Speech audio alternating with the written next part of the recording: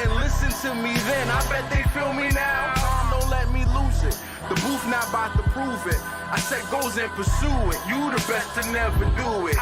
Invest my money talking fluent, stupid, ducking the Judas. It broke my heart, but over my eyes, you have no honor, I have no choice. Chasing the commas till I'm gone. I've been left for a minute. On my way home, mama, I promise, got caught up in it. Damn. Everybody eats when I'm batting at the plate. First, second, third, home, $1 million base.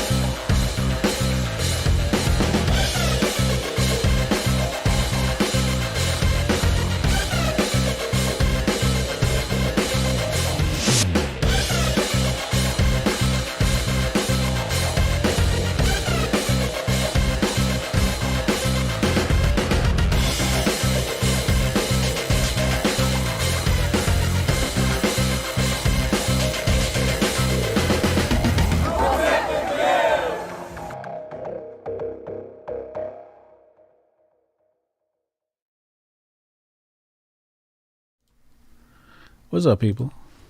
I am. That Hotep Jesus dude. Hotep, you're a genius. HotepJesus.com. Hotep Jesus? I love that guy. He's terrific. Yo, shout out to the dude that told me to clip that, make that sound bite from Scott a little bit shorter. You are the man. Real quick, before we get into our interview today, shout out to my sponsor, Syscoin, the best of Bitcoin, the best of Ethereum. If you guys want to build on the latest and greatest blockchain technology, check out Syscoin and the Syscoin ecosystem. Shout out to Alex and Patrick over there at Jag. All those guys doing great work. Shout out to Men of Order, all things men and masculinity. menoforder.com, our destination for men. And, of course, my 100% herbal nootropic Master Focus. Today's guest is a very special one. Very interesting guy with a lot of very interesting thoughts. An iron fist. Today we have Jake Shields. Hey, what's up, man? How's it going? Thanks for having me. Oh, hell yeah. Some people say you're an absolute legend in the MMA world. Thank you. I saw you kick some guy's ass, so I'm going to tread lightly.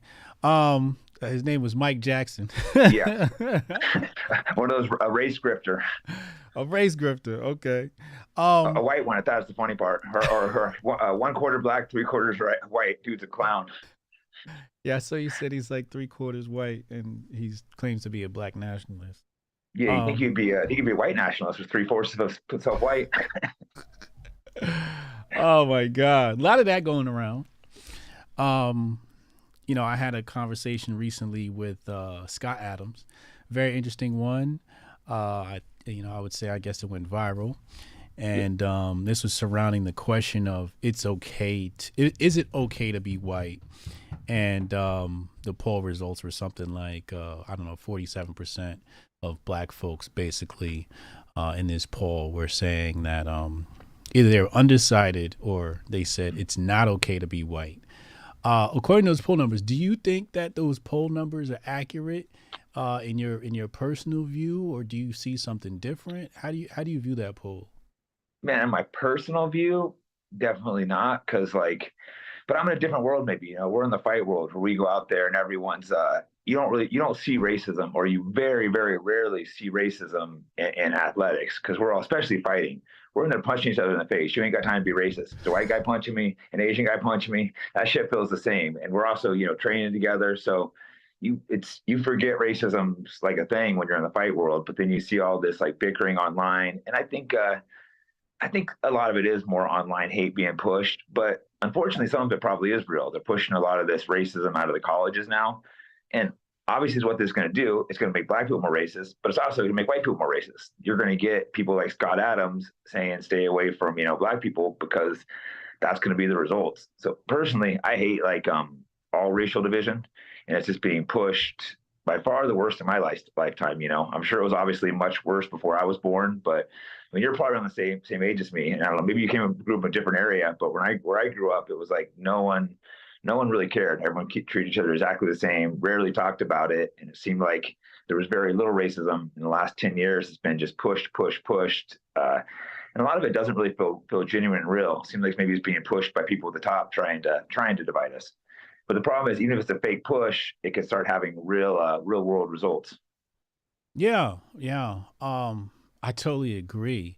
I've seen some of your tweets, and you know, I'm an objective person. I tend to be able to put myself in, or try at least to put myself in other people's I try to do shoes, the same.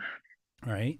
And you know, for example, your opinions on Kwanzaa, right, would make you seem like a white nationalist to the black community.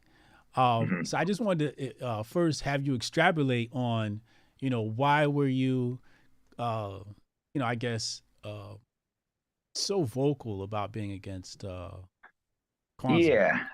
First off, I tweet random thoughts that pop into my head, sometimes without much thought. Maybe I shouldn't. So I post all over the place. And the Kwanzaa one, I think it was a few months ago.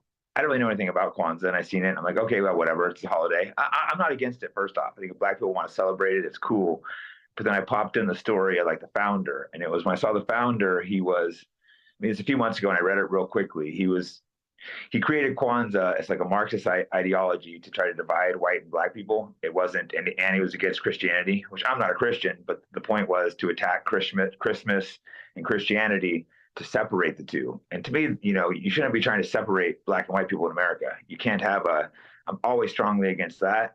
And also, he like tortured some woman. He like kidnapped and beat and tortured a woman, I think, for a couple of days. So it's a sick person. It doesn't mean a sick person can't have done some great things. Perfect example of that is someone like Christopher Columbus, who I don't agree with canceling him, even though he did some terrible things. He also did some great things. So life's obviously complicated. And the idea of Kwanzaa, it doesn't necessarily mean bad to me, but the idea when I read that he created it to divide black and white people, that's when I'm like, oh, this is ridiculous.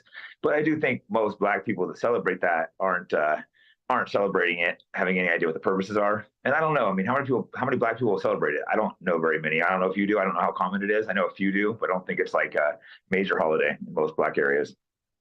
You know, I really don't want to speak on that. I would say from my experience, it depends on what area you live in. Yeah. You know, if you're in Harlem, it's a big deal.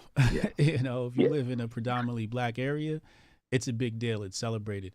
I also think it depends on, you know, what type of upbringing you had as far as the black community is concerned. You know? I do want to say, actually, I did have I had a bunch of my black friends say, oh, it's ridiculous we don't celebrate it. But one of my black friends did, who lives in Oakland, more of an all black area. And he sent me pictures from a Kwanzaa party. And he's like, hey, it's not, you know, it's not.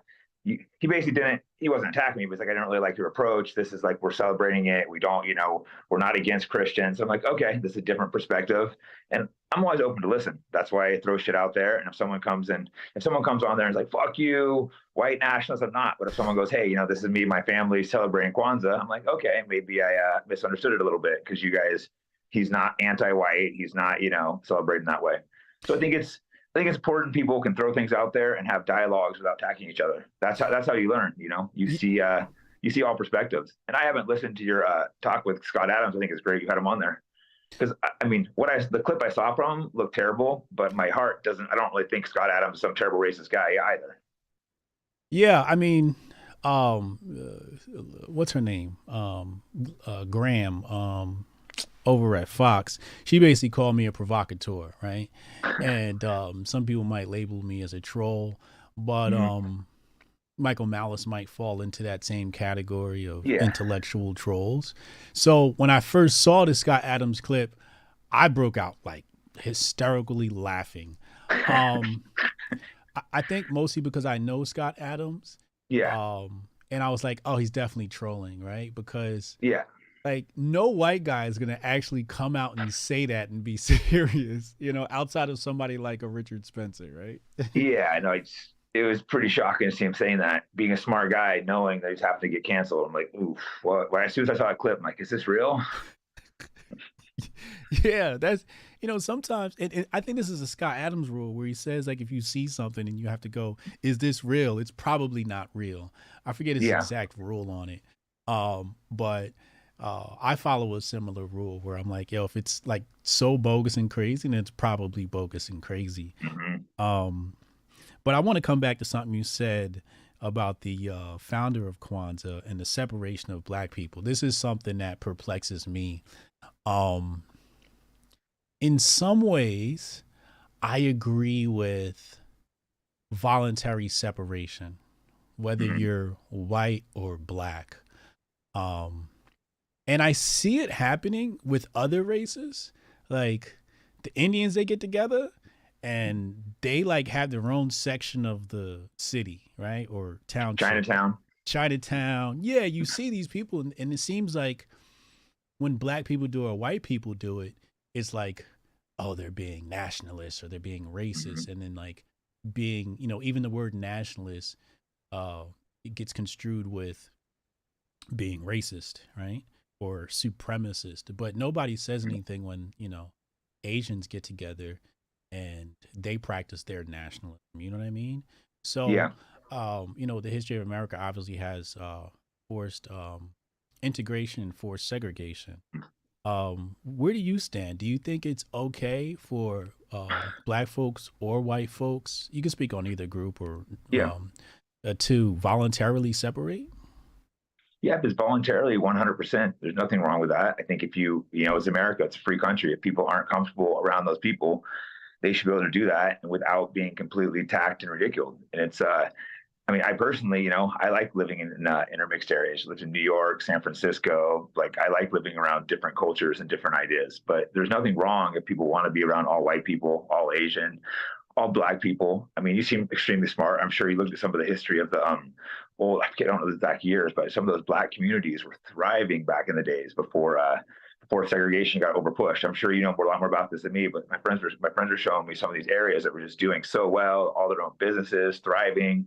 They were making, I believe, very, very similar to white people. They're living very similar, clean, just nice neighborhoods. And then they got thrashed. And I can't say the exact reason, maybe a combination of welfare, the businesses getting integrated. But I don't know enough about this topic, but I've just seen some thriving communities back in, I don't know, the 50s or something. And you're like, oh, it shows you maybe sometimes some things like that can work. And I certainly would never push for it. It's definitely not mandatory, but I think people should be able to live how they want. If a white man says, I want to live with white people, is that racist?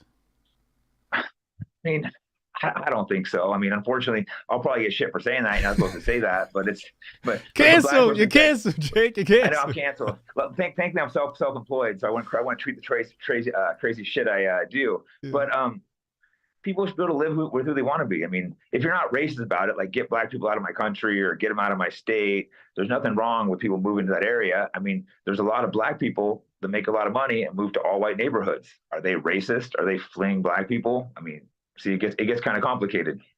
It does get complicated, man. And I like that answer. I really like that answer because I advocate for people to have free will and, do what they want as long as it's not affecting others, right? I forget what the principle is of libertarianism, but, following libertarian principles of, violence against others, et cetera, violating the rights of others. I'm totally with it. It just seems like right now, if you're black and you say, I want to live with black people, you become popular. But if you say you're white and you want to live with white people, then it's just like, okay, you're white nationalist, you're a racist. And honestly, if I was a white man, I would not say, hey, I want to live with white people publicly on the internet. It just doesn't seem safe.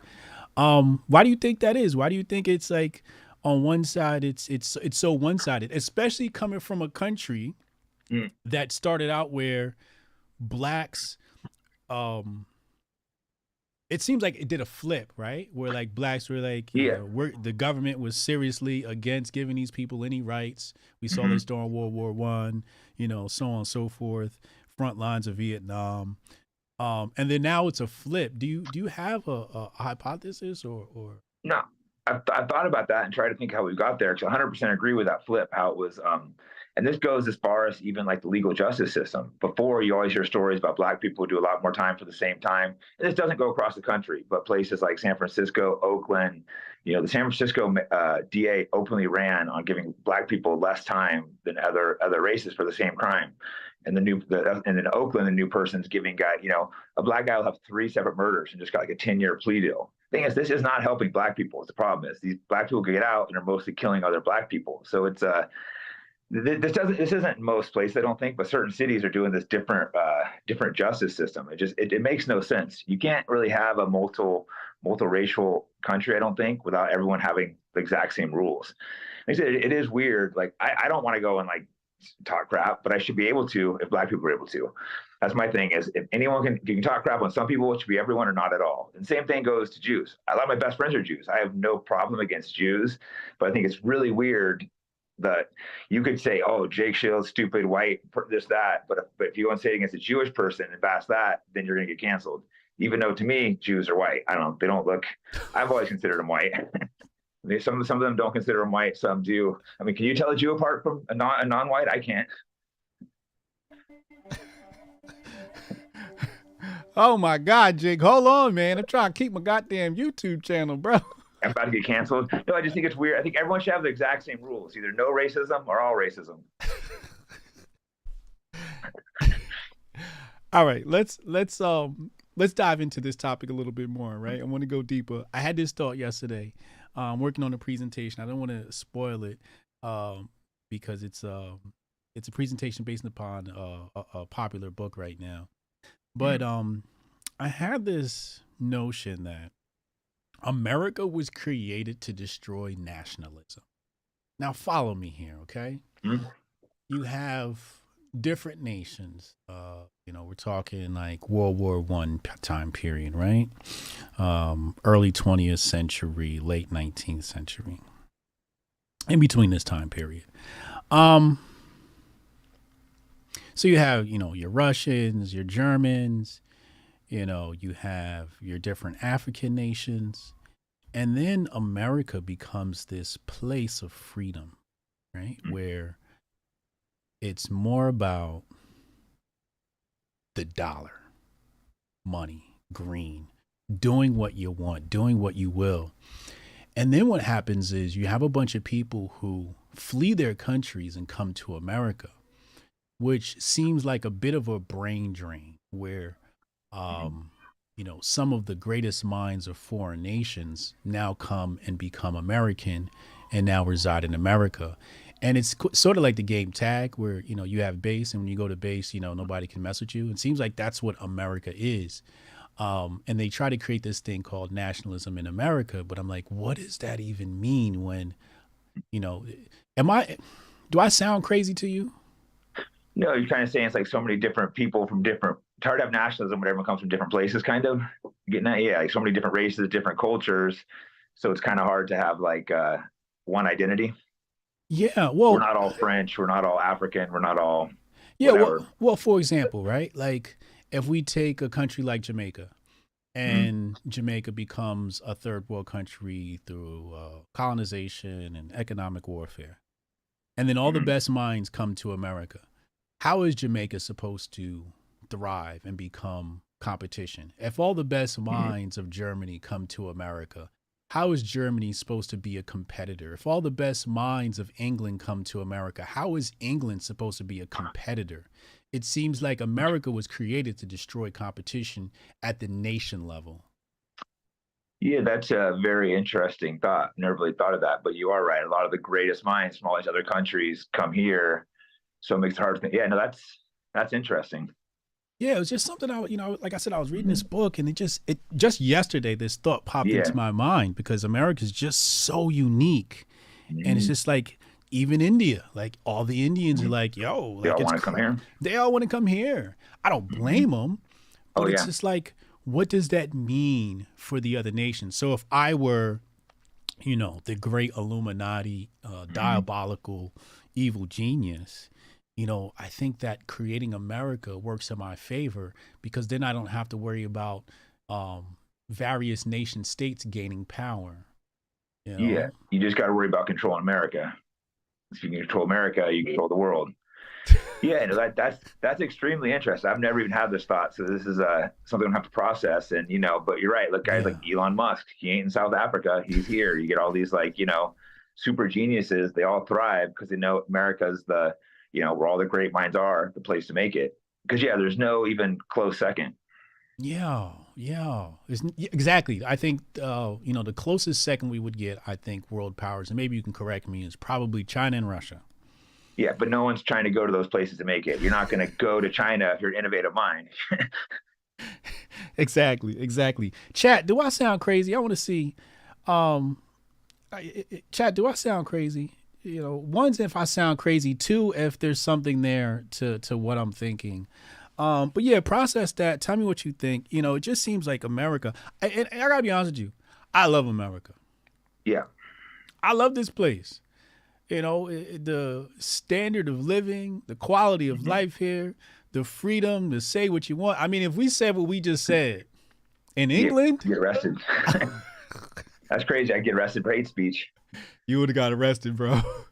Yeah, and it's also, everyone's like so hard to make it here. It's the easiest country to make it to, I grew up completely poor, trailer parks with the poor whites. I didn't have that white privilege, unfortunately. That's why that argument doesn't resonate with me. And to, not that I'm rich, but I'm doing really well. A lot, so this is an easy country to come from super poor to, at least a millionaire. Maybe not billionaires. That's some serious shit. You still can do it here though, guys like Elon Musk, but you can come from one of the few countries you can come from nothing. There's a lot of people I know that grew up, a lot of immigrants and came here with absolutely nothing, and now they're millionaires.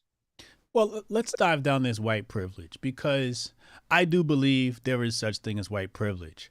I also believe there is a such thing as black privilege. For example, if we went to the basketball court and somebody had to pick somebody, they're probably going to pick me first. Yeah, you're getting picked, not me. Rightfully so. I suck at basketball, so you're probably going to win that one. Obviously that's just a very facetious analogy, but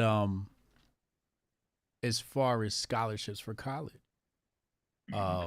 as far as job fairs, I had a family member come by the other night, and he straight up told me that when the job fairs would start, the companies would come just to hire black folks. Like the job fair was for a diversity hire. Yeah. Universities are carving out a piece of their institution specifically for black people, regardless of, you can't be a complete imbecile, but they sort of ease up on their standards just to say, hey, we have admitted X amount of black people in, right? So there are examples of black privilege, but I also think there are examples of white privilege. I think white privilege comes in many forms. I think the major form is just the fact of being in the majority, right? Yeah. I think that's just, the easiest one. I think you could agree on that tip, right? Yeah, no, 100%. Like the whole white privilege thing, I don't buy it. But if the way you spin it, we both have it, then I 100% do. The reason I always say there's no white privilege is because it goes both ways. We each have slight advantages. But so 100% would agree with you just said. But the whole thing too, the whole cops not messing with white people. I don't get messed with at all by the cops now because I don't look like I'm a troublemaker. But when I was young, I was hanging out with criminals. We were doing criminal shit, and we were harassed by the cops all the time. One of my best friends was shot 5 times by the cop. So that's another argument that doesn't really resonate with me when they're I get these people, these rich black people on Twitter being you don't know what it's like. I'm thinking this dude, went to some Ivy League school telling me I don't know what it's like. And I saw, what I didn't see wasn't there. My best friend got shot 5 times. So it's a lot of the cops, they patrol these bad areas, So if you're in a bad white area, you're dealing with the same shit. The thing is, obviously, there's a lot more bad black areas. You go to Oakland, Chicago. So of course the cops are going to be treating you a little different. Yeah. I don't know if do you have any problems with the cop? As long as you're in a normal area, acting normal, or is it pretty normal? All right. So it's funny because I remember one time I went to court, and this was a predominantly white area, and it was traffic court, and everybody in there was black. like wall to wall. Damn. Right. And it's just like, are black people the only ones, committing these misdemeanors or traffic violations, or are they racial profiling? And in this neighborhood, I have a feeling they're racial profiling. I've been a victim of racial profiling. I think the justice system has been unfair to black people throughout history, disproportionately. And there's various reasons for that, right? Biden's crime bill, Reagan's crack era, right? We kind of got set up. Yeah, right. The first thing I would probably put blame on, I think the real big spin happened at Vietnam, right? Because in the black community, we had sort of this resurgence in the 60s and 70s of black power, wearing your natural hair and coming together. And then they picked up all the black men and sent them to Vietnam. And Vietnam was a shit show. So having to deal with that, you picked up a drug habit, then you came back here and then you were incarcerated for their drug habit you were sort of induced to. Because how do you even mentally deal with the horrors of that war without some sort of aid, right? Drugs. Yeah, and that's when the crack came in big time too, right? And some people argue that that was intentional. The black people were getting together, black power, black pride, trying to get their act together. Weren't a lot of them not doing drugs in that time period, like the Muslims and stuff, the black Muslims, and then they came in and just wiped it out with crack. So black leadership was targeted, right? We know right now, I think it's the daughter or granddaughter of Malcolm X. I can't remember, but she wants to sue, I think, the FBI and the CIA and the government or something like that. I can't remember which agencies, but she wants to sue them. So, the government literally targeting MLK. They try to get him to kill himself. Yeah. Crazy. Right? Yeah. So, when you look at stuff like that, it's like, that has an effect now, right? Yeah, no, I 100% agree with that argument. It's there was definitely lots of racism throughout the country, and it doesn't just go away. So I 100% agree with that argument. I just have a hard time with that. We still live in a current extremely racist country. I think the talk should be more, how do we fix the problems of the past? Not that we're not telling everyone we're still in a racist country. Because let's pretend like tomorrow there wasn't a single racist person in America. Would anything be better in the black communities, the ghetto black communities, for them? I don't think it would be. I think nothing would change, in places like Oakland and Chicago, if there wasn't a single racist white person, at least not for years. Well, I guess that would depend on who you deem racist, right? And I think what you're talking about is like, your redneck hillbilly who says the N-word, right? Who is completely powerless in this country as far as, but I would say that racism comes in the form of the Democratic Party, right? Okay, good point. Thinking you can't get an ID and stuff. Yeah, exactly, right? That's such a demeaning argument. Yeah, it's like the racism of low expectations. Yeah, because I spent most of my life in San Francisco, New York, and my friends are trying to argue the ID thing. I'm like, oh, cool. So when you invite your black friends out, make sure they have their ID. Check and make sure he has an ID. Yeah, they don't like that one. Yeah, I've seen like a crypto conferences where they say things like, "Hey, we need to do more black outreach," and I'm like, do you realize like the hood is deep in crypto? Like we were one of the first ones. Yeah, the hood is all up in crypto, bro. At least the savvy ones, right? Like, we talk about people who are at the upper echelon of the hood, right? Like the real players who need to move. Not like the hood, not like mid Oakland, probably. Well, I mean, in a gang, you have different levels, right? You got your street thugs, and then you have your thinkers, right? You even see this with the Italian mob. You got your regular street thug who just doesn't have much sense, and then you have the guys that are sitting at the board table or the round table or whatever, and those guys are figuring out ways to launder money, hide cash, right? Do deals that are hidden from the government. So in that sense, the upper echelon of the gang society, black, white, whatever it may be, is very Yeah. much savvy. So there are intelligent thugs, right? Oh, for sure. Yeah. So, to say the black community is not hip to it, I was like, that in itself is sort of racist, kind of, because it's like, I think. Yeah, low expectations. Yeah, it's like that low expectations thing, right? So, when I define racism, and you can tell me what you think about this definition, whether you like it or not. If you give a damn about your race, that's racism. Yeah, right? that's stupid. Of course I care about my race, Yeah. So I look at racism as a positive, right? So if you should have a little pride in who you are. Yeah. And it seems like some people want to say you're American before you're black. But if you say you're black before you're American, that's no good. Yeah, that gets tricky, I think we're in a country, you kind of want to put your country first, but I guess it's hard too. You got to put your people. And and white people really get criticized for having any national pride. And it's weird, like I'm like a racist, but of course I'm proud of my heritage and who I am. It's like I don't know.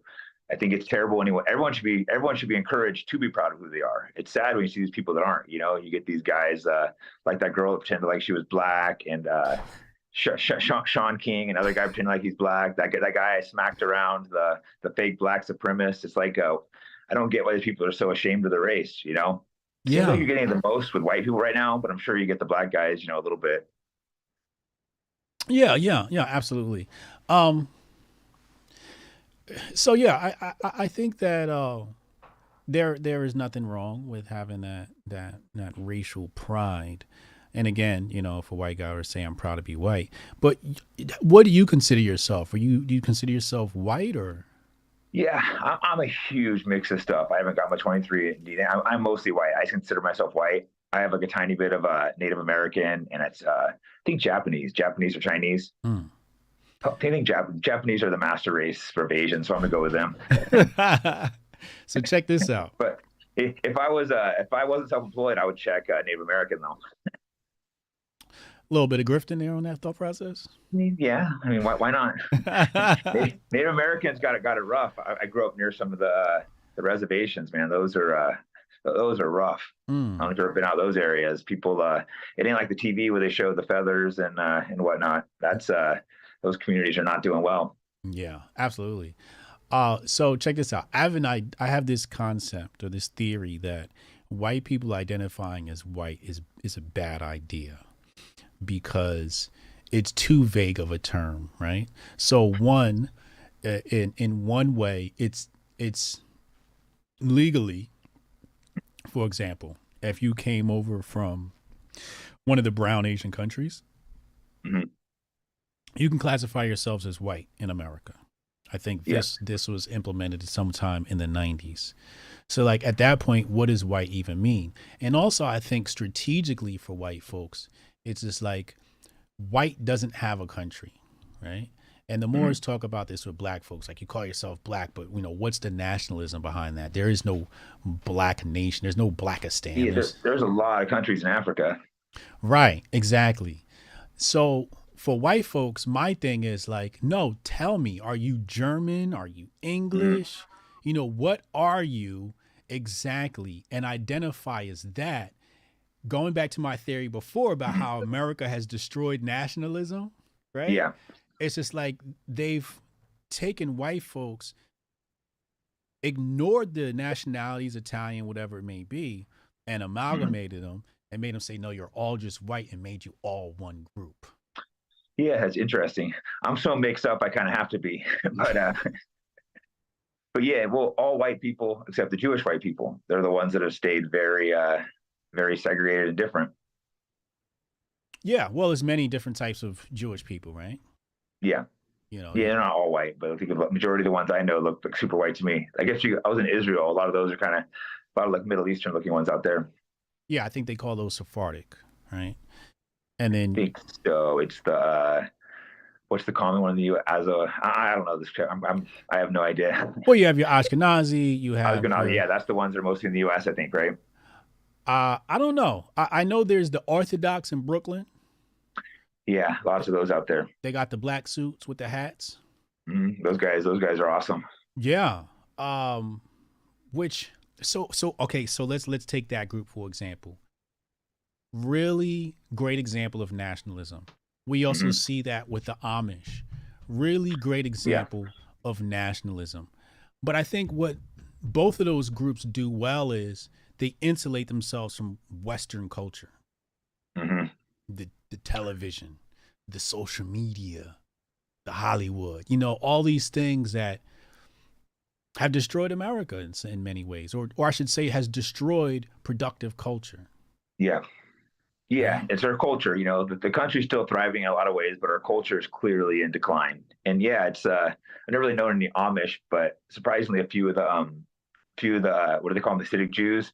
When I was in New York, a couple of the guys would come in and train jujitsu, and they were, the nicest people, but to them, it was almost culture shock coming to jujitsu, talking to us, sharing the way we talk. They were like super curious because they're like younger guys, but they were, super nice, insulated. And it's like, but they seem pretty happy, they got their, I think they almost still do arranged marriages and stuff, but they didn't seem like they were miserable with it. They had their huge communities out there, and it was very, very interesting talking to them and hearing how they live still. In New York is the crazy part. It's like, you're right there in New York, and to him coming in the train to Manhattan to do jujitsu is just like mind blowing. Oh yeah. I'm a huge fan of arranged marriages. I think doing away with arranged marriages has destroyed power. The ability for a family to really just what's the word I'm looking for here? Secure the power, secure the wealth, right?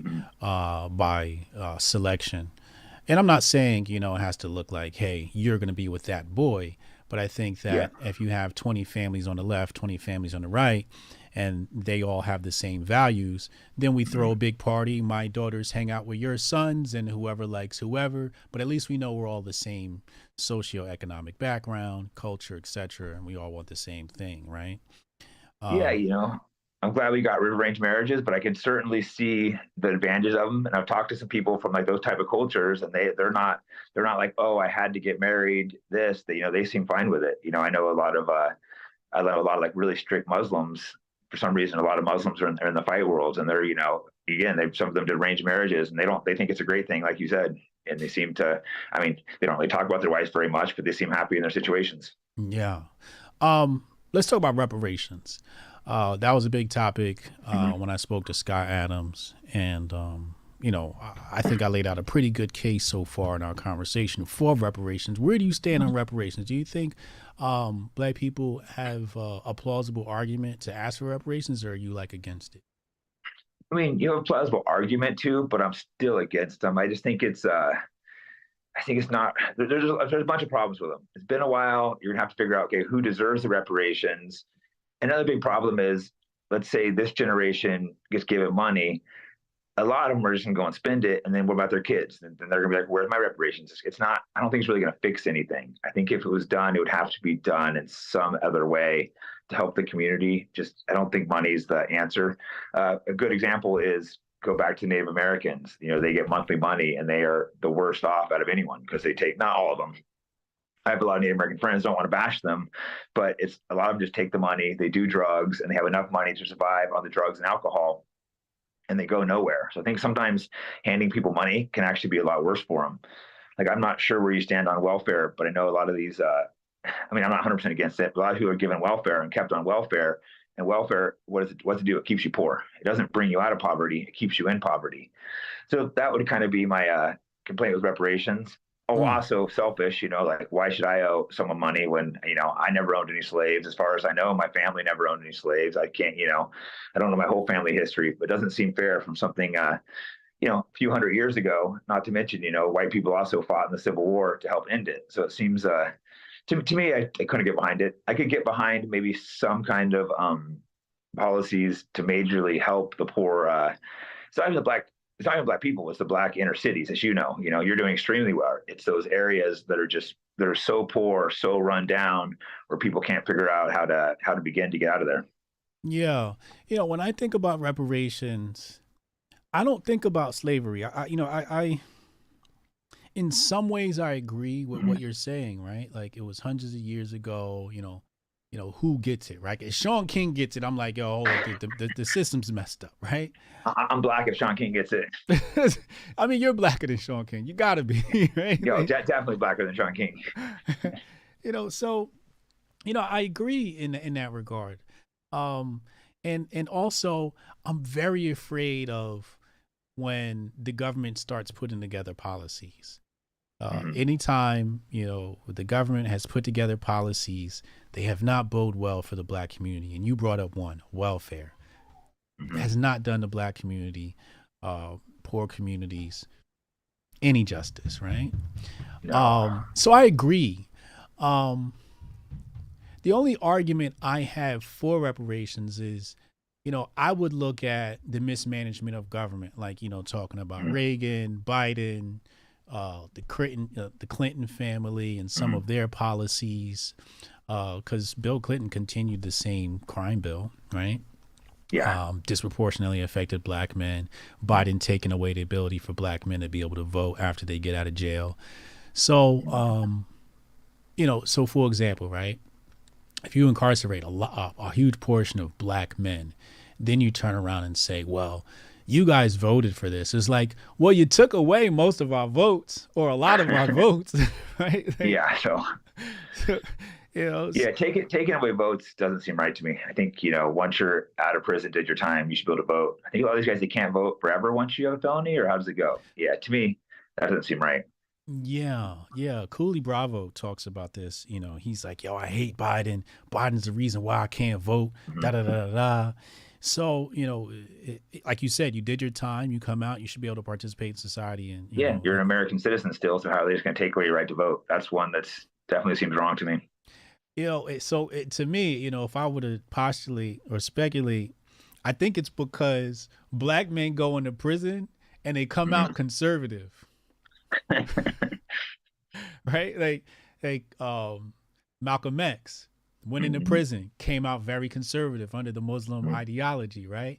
So black men go in, criminals or, whatever, and then they come out conservative. So they're like, please don't let these guys vote because they're damn sure not going to vote for the Democratic Party. That's what it looks like to me, Yeah, you get a lot of them, exactly. They find, especially the black Muslims and stuff. You get both. You get the guys that come out and they're still just even worse, but then you get the guys that, find religion and come out clean, completely better, have their life together. So. Yeah, and these are some of the most brilliant minds. And these minds are looking at politics from a very different lens. They're not looking at it from like, oh, I got to vote Democrat. They're looking at both sides. Like, who can I strategically, I forget who it was, but I want to say one of the famous gang members. Hey, chat, help me out. Which one of the famous gang members was like talking to Trump, Yeah, I mean, you should be looking. It's weird that black people have just been like, the Democratic Party has my interest.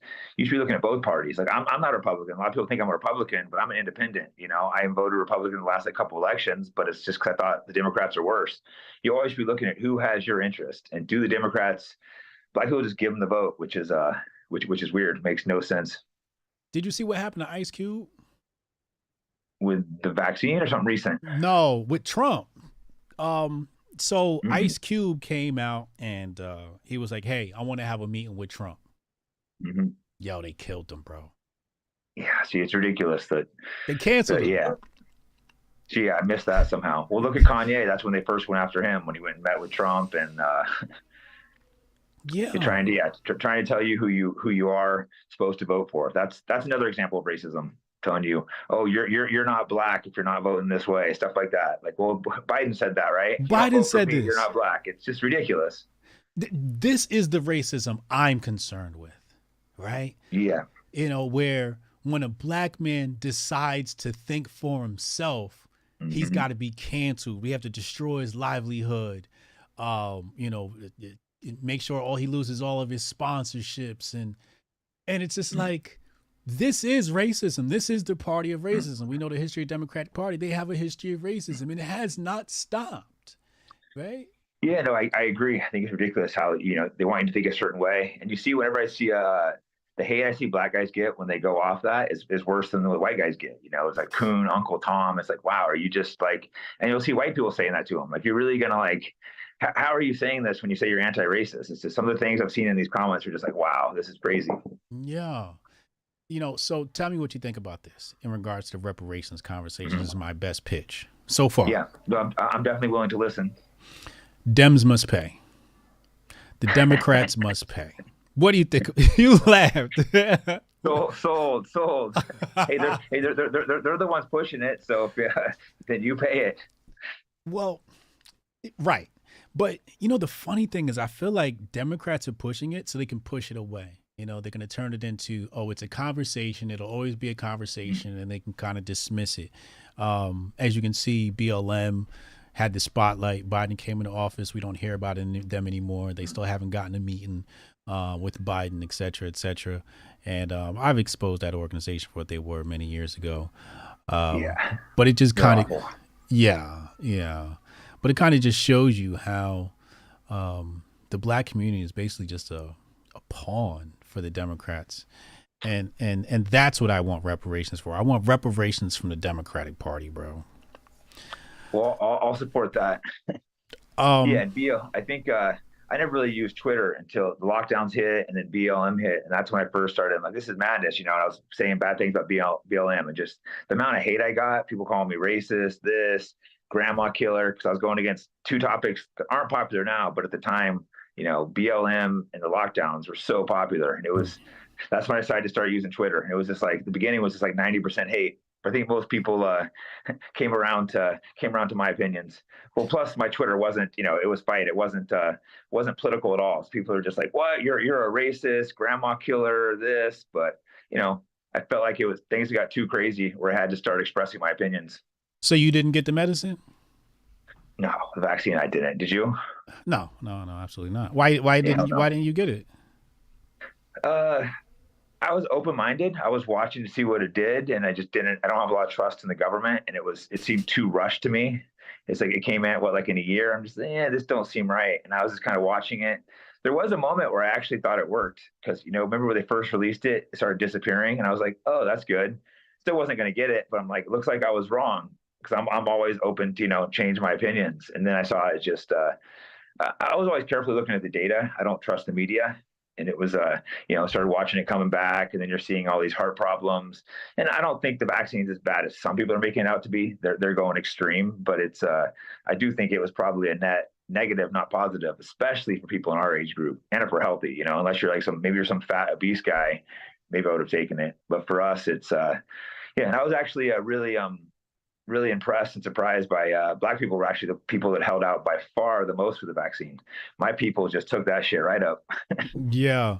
And PhDs, black people and PhDs, it seems like the more education you got, the more hesitant. Yeah, so interesting. Yeah. So maybe black people have PhDs. But you said you're skeptical of the government and the media. How did you come to that sort of mindset? I know, you know, I was raised on it. You know, my dad was super skeptic. You know, he was teaching about all types of conspiracy theories from the time I could understand the English language. When did you get like sort of your red pill?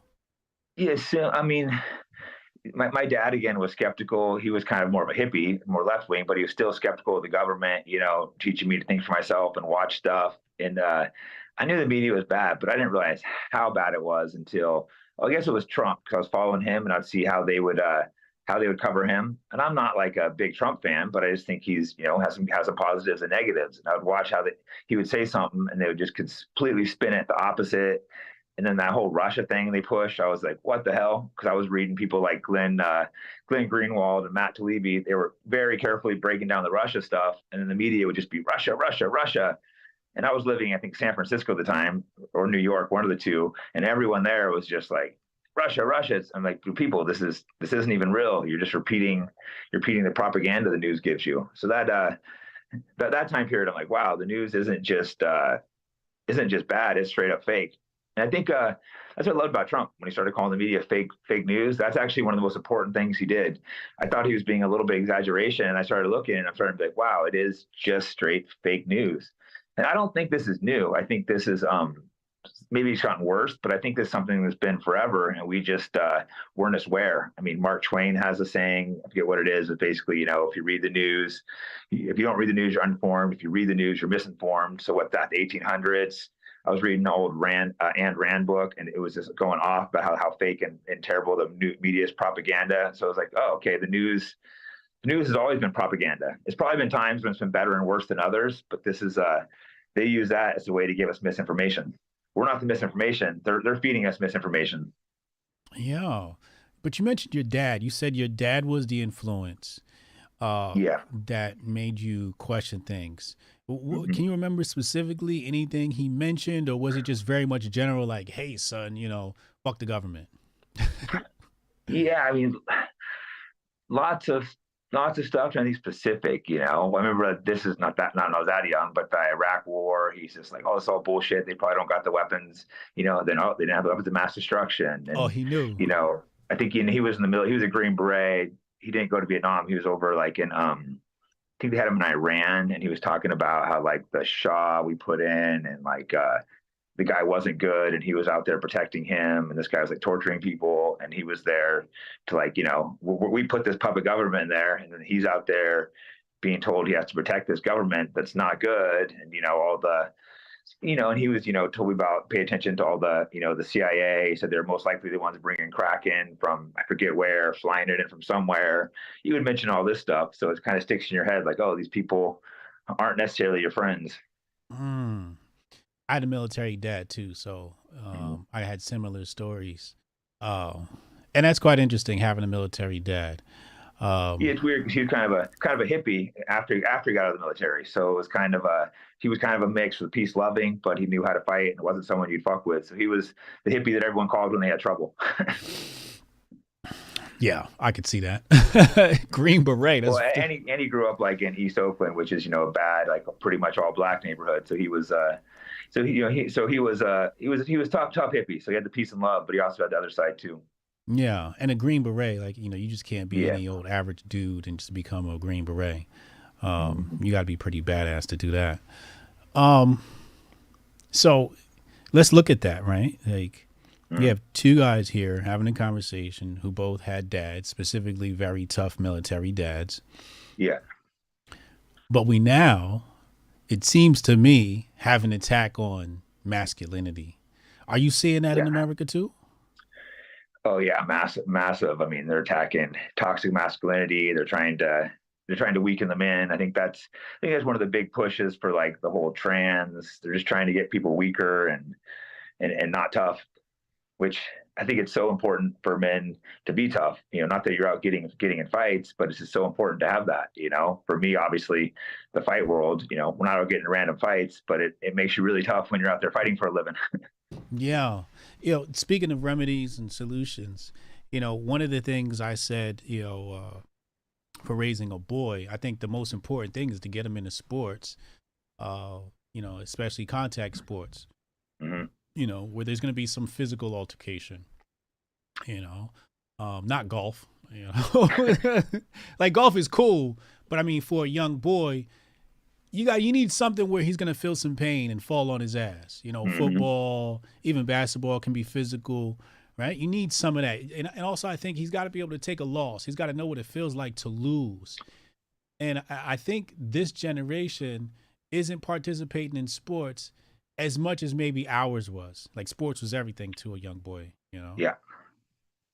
Yeah, no, I agree. My dad put me in wrestling super young, didn't really give me a choice. Like, you're coming in wrestling. And back then it's, the coaches were mean. They're yelling at you. You're all, I remember a little kid, I'm all scared, like, oh, don't mess up. But I love that. It made me so tough. And, my daughter wanted to wrestle, so I brought her in, and it's still extremely tough and extremely great, but you could just see like it's still great. So wrestling is really hard, but it's not quite the same crazy intensity where you're just like scared of the coach, like, oh, don't mess up. The old school wrestling mentality. It's these guys are tough and mean, but it helped me so much at a young age going in, being like, oh, I'm gonna do what this coach says. If not, you're jumping down, doing push-ups, out running. I think it's good for a kid to go in where they're a little scared of the coach. He's not trying to be your best friend. It's like, you better listen to what he says.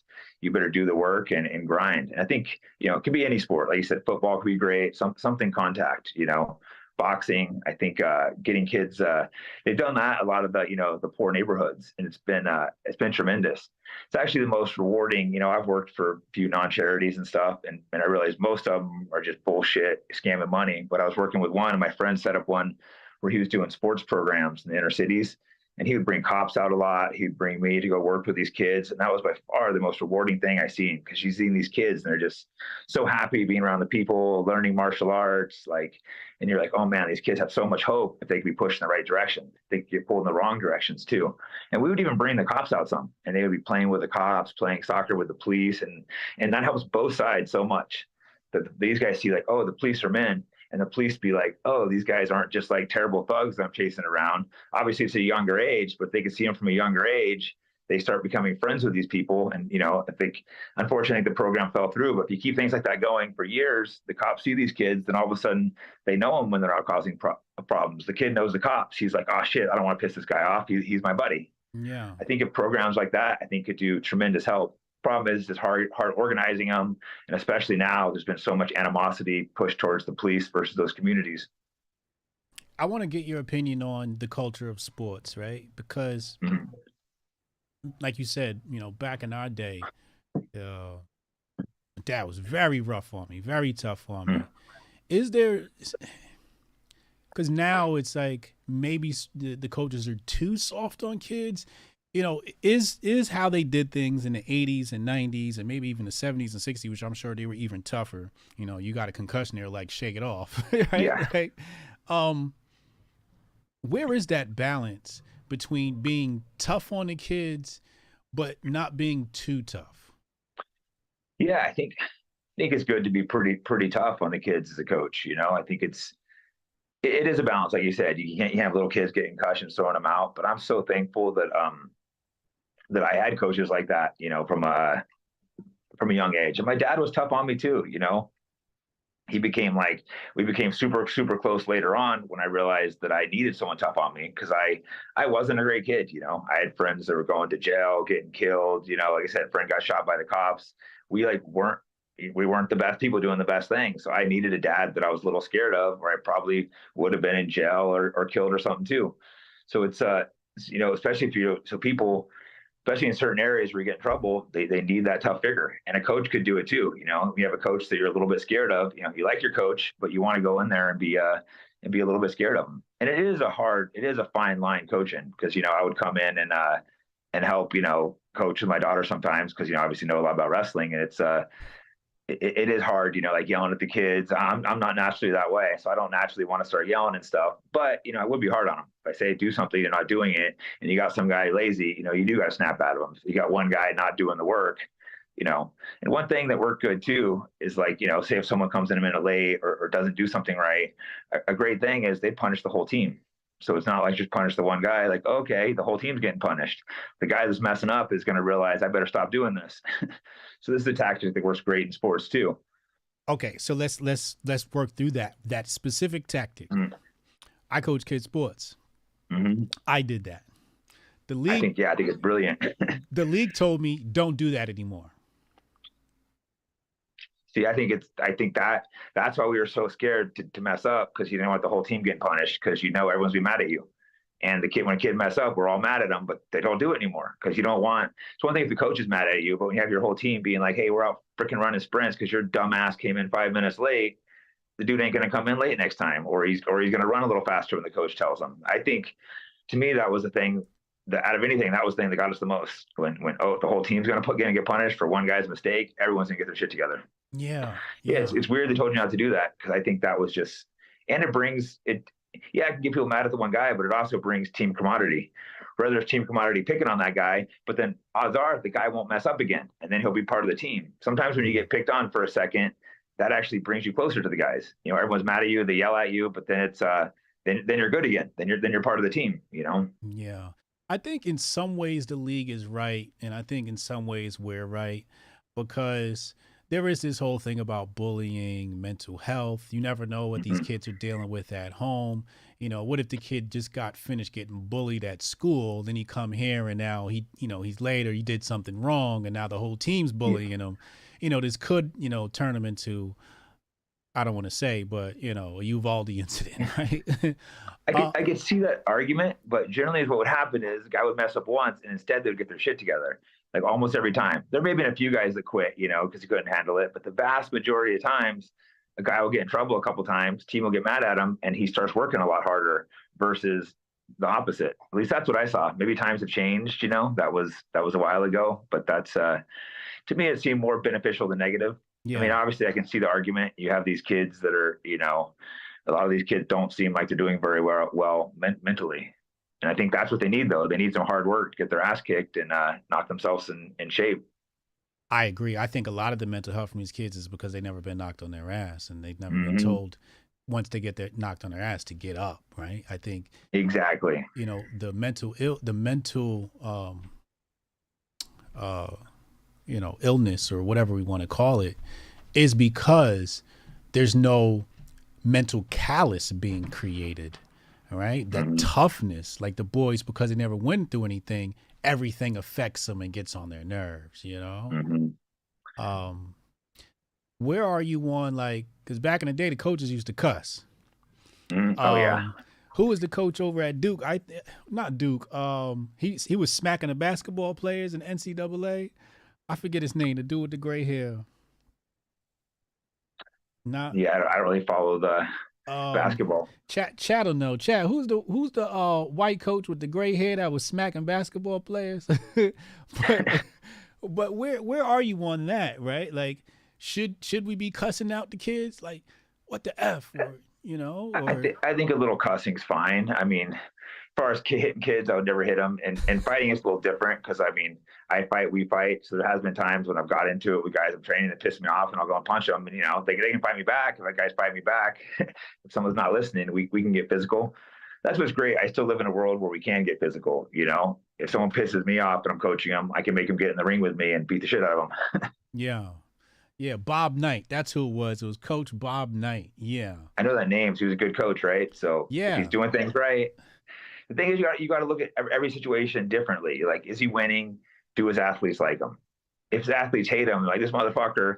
But if the guy's like, fuck, I fucked up, I deserve to get smacked. It depends on there's so many scenarios. So that's a hard one. Generally, I would say, hey, you never hit your athletes, but there can be exceptions. You know, if it's working in that dynamic, and the people they're winning, and the people still respect them, then screw it.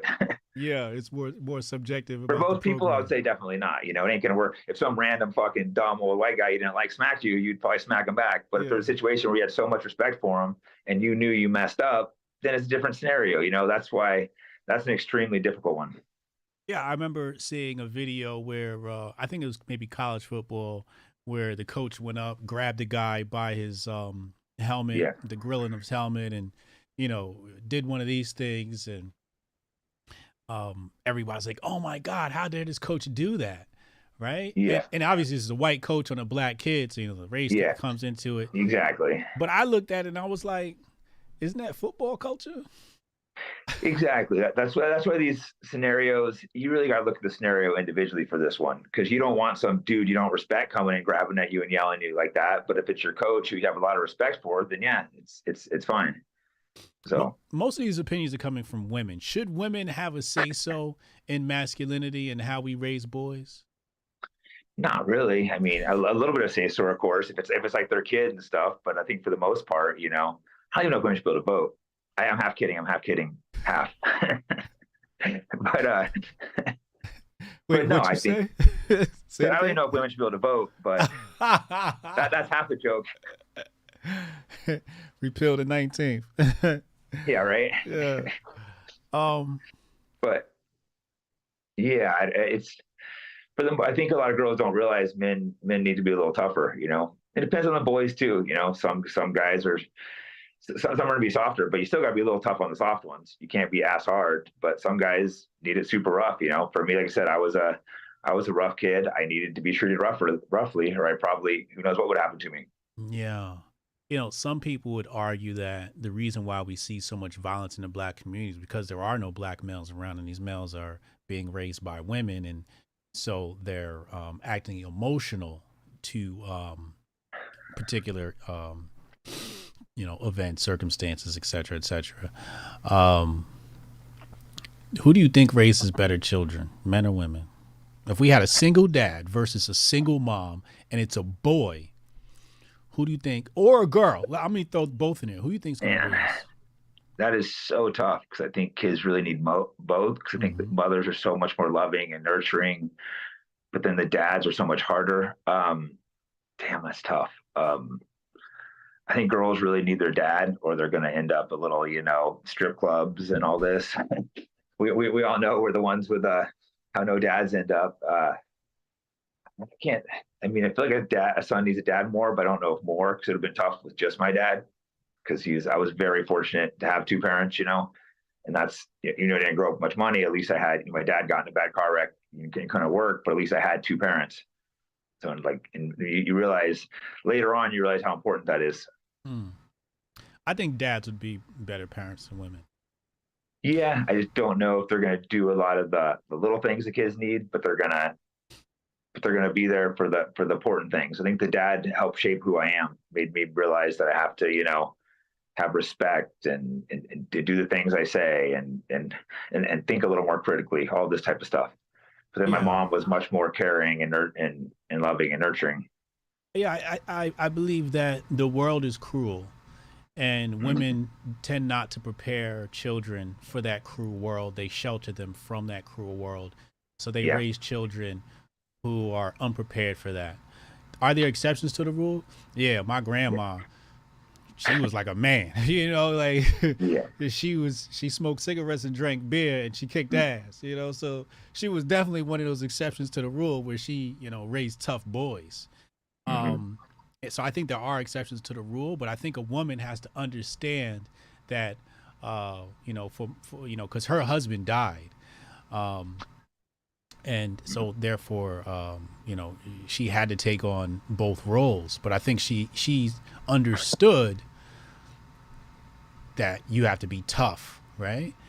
And I think Yeah. I think where we are now in society is where they have this whole, put flowers in boys' hair, and boys can be soft too, and boys can wear dresses, and that is the type of woman that is being propelled by mainstream. For example, we just saw Gabrielle Union give a huge speech in favor of trans children. Dwayne Wade, his son, the transition. I don't know. He's trans, I guess.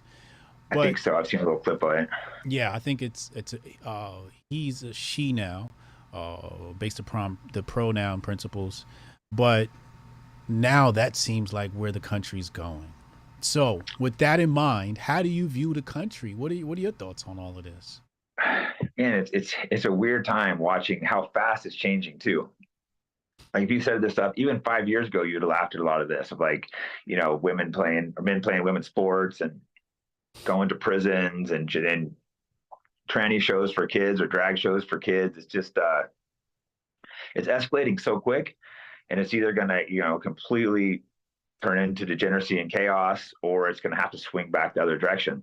And it might swing too far the other direction is the problem because I like a little bit of degeneracy, not just too much. I'm not like a conservative. I'm not like people shouldn't be out partying, having sex, even if you want to do drugs occasionally. I grew up in these areas, people partying, having fun, random sex everywhere. So I'm not like, I'm not against that. But as for society, it's probably not the best. I can look back and being like, if I had to choose between extreme leftism or, Islam coming and taking over, I think I would choose the Islam, especially after being around lots of these Muslim people who you think are, we see such bad propaganda around them, but then you hang out with them. They all have huge family networks. Like you said, they do a lot of the arranged marriage still. They have respect. They have faith. They all work hard. They don't drink, which, I do drink, not like massively, but you see this, like, wow, these people, who I used to be critical of have a lot of positive traits too. It's not just all negative. And I look at this with drag queens twerking in front of little kids, and I'm like, this might would be the better option if I was forced to. I don't want either one. I would like somewhere in the middle. But if I was forced between the two, I'd probably pick the more extreme one. Yeah, I definitely was pushing hijab summer last year. Um, Islam got a lot right. Muhammad got a lot right. Mm-hmm. And that just goes back to the whole, Western culture thing, et cetera, et cetera. But you did an interview with Blair White, Yeah. who is a trans individual. Was that Yeah. awkward? No, I'm not. Everyone thinks I'm this transphobic, anti-trans person. I'm not. I just don't like this weird push of trannies. I think I actually didn't really know any trans people, and after meeting, I'll call Blair her because she's extremely respectful and was nice and actually intelligent. So after talking, hanging out with her, I actually had a much more positive view of trans people than I had before. I'm like, these are the people that need to be out in front if they're trying to. Well, they shouldn't be trying to normalize this shit, but if they want people like not to like hate these people, they need to realize they're not all total freaks. It is. But she even admitted it was a mental disorder. She's like, yeah, it's a mental disorder. Wish it wasn't this way. So it's like, okay, at least you can admit you have a problem. You're not saying it's normal. You're not saying you should be competing against women and all this type of stuff. I don't know how she feels about the locker room stuff. We didn't talk about that, but it's clearly a mental disorder if you think you're the opposite sex, and to try to act like it's not is just completely bizarre. And it's being pushed. They're pushing it so hard, it's making people not like trans people. You're seeing these people and you're like, these freaking weirdos. They're like jerking off in girls' locker rooms, and we're supposed to act like it's normal. And it doesn't make any sense to say they're a real woman. Here's an example. Like, I have way more in common with you than I do a woman, but I can't identify as Black. Like, we have way more in common. Our chromosomes, like just the way we're way closer than I am to a woman, but they say you can be one but not the other. That's the argument. A lot of people have made that argument, but it's so true. If you can pick who you are, why can't you pick your race? Yeah, I'm still a big fan of Rachel Dolezal, our beautiful African Black queen.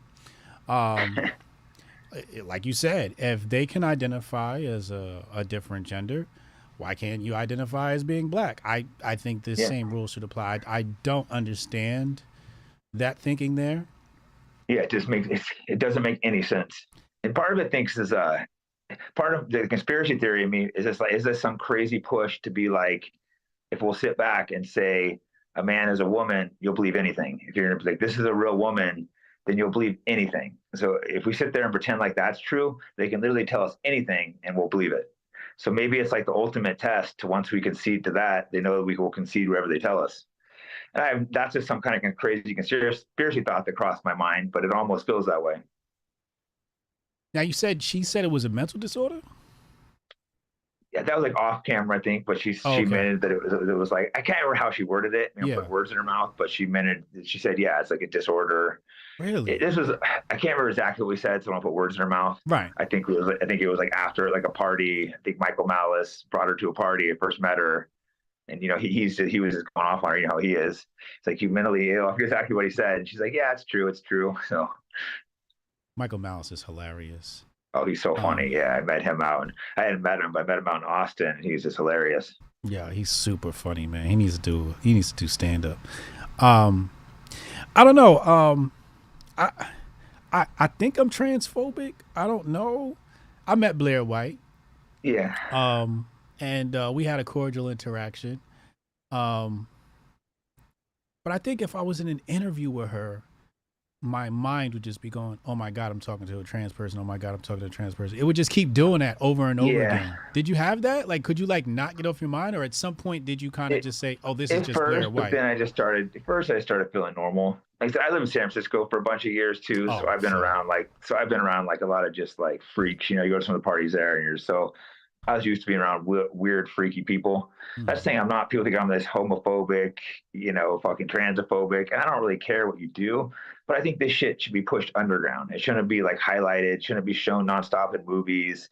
If you're gay, it's not good. It's not normal. It shouldn't be celebrated. You should maybe be a little bit embarrassed and do that shit in gay clubs. And well, especially like drag, right? The dudes that would go to drag, they would sneak in the gay bars, and it was like a weird sexual fetish. And now they're like telling us that they can be around kids. It's not a sexual fetish. It's like, this is some weird shit. I've seen these dudes before. These are weird, creepy dudes that go do drugs and dress as women.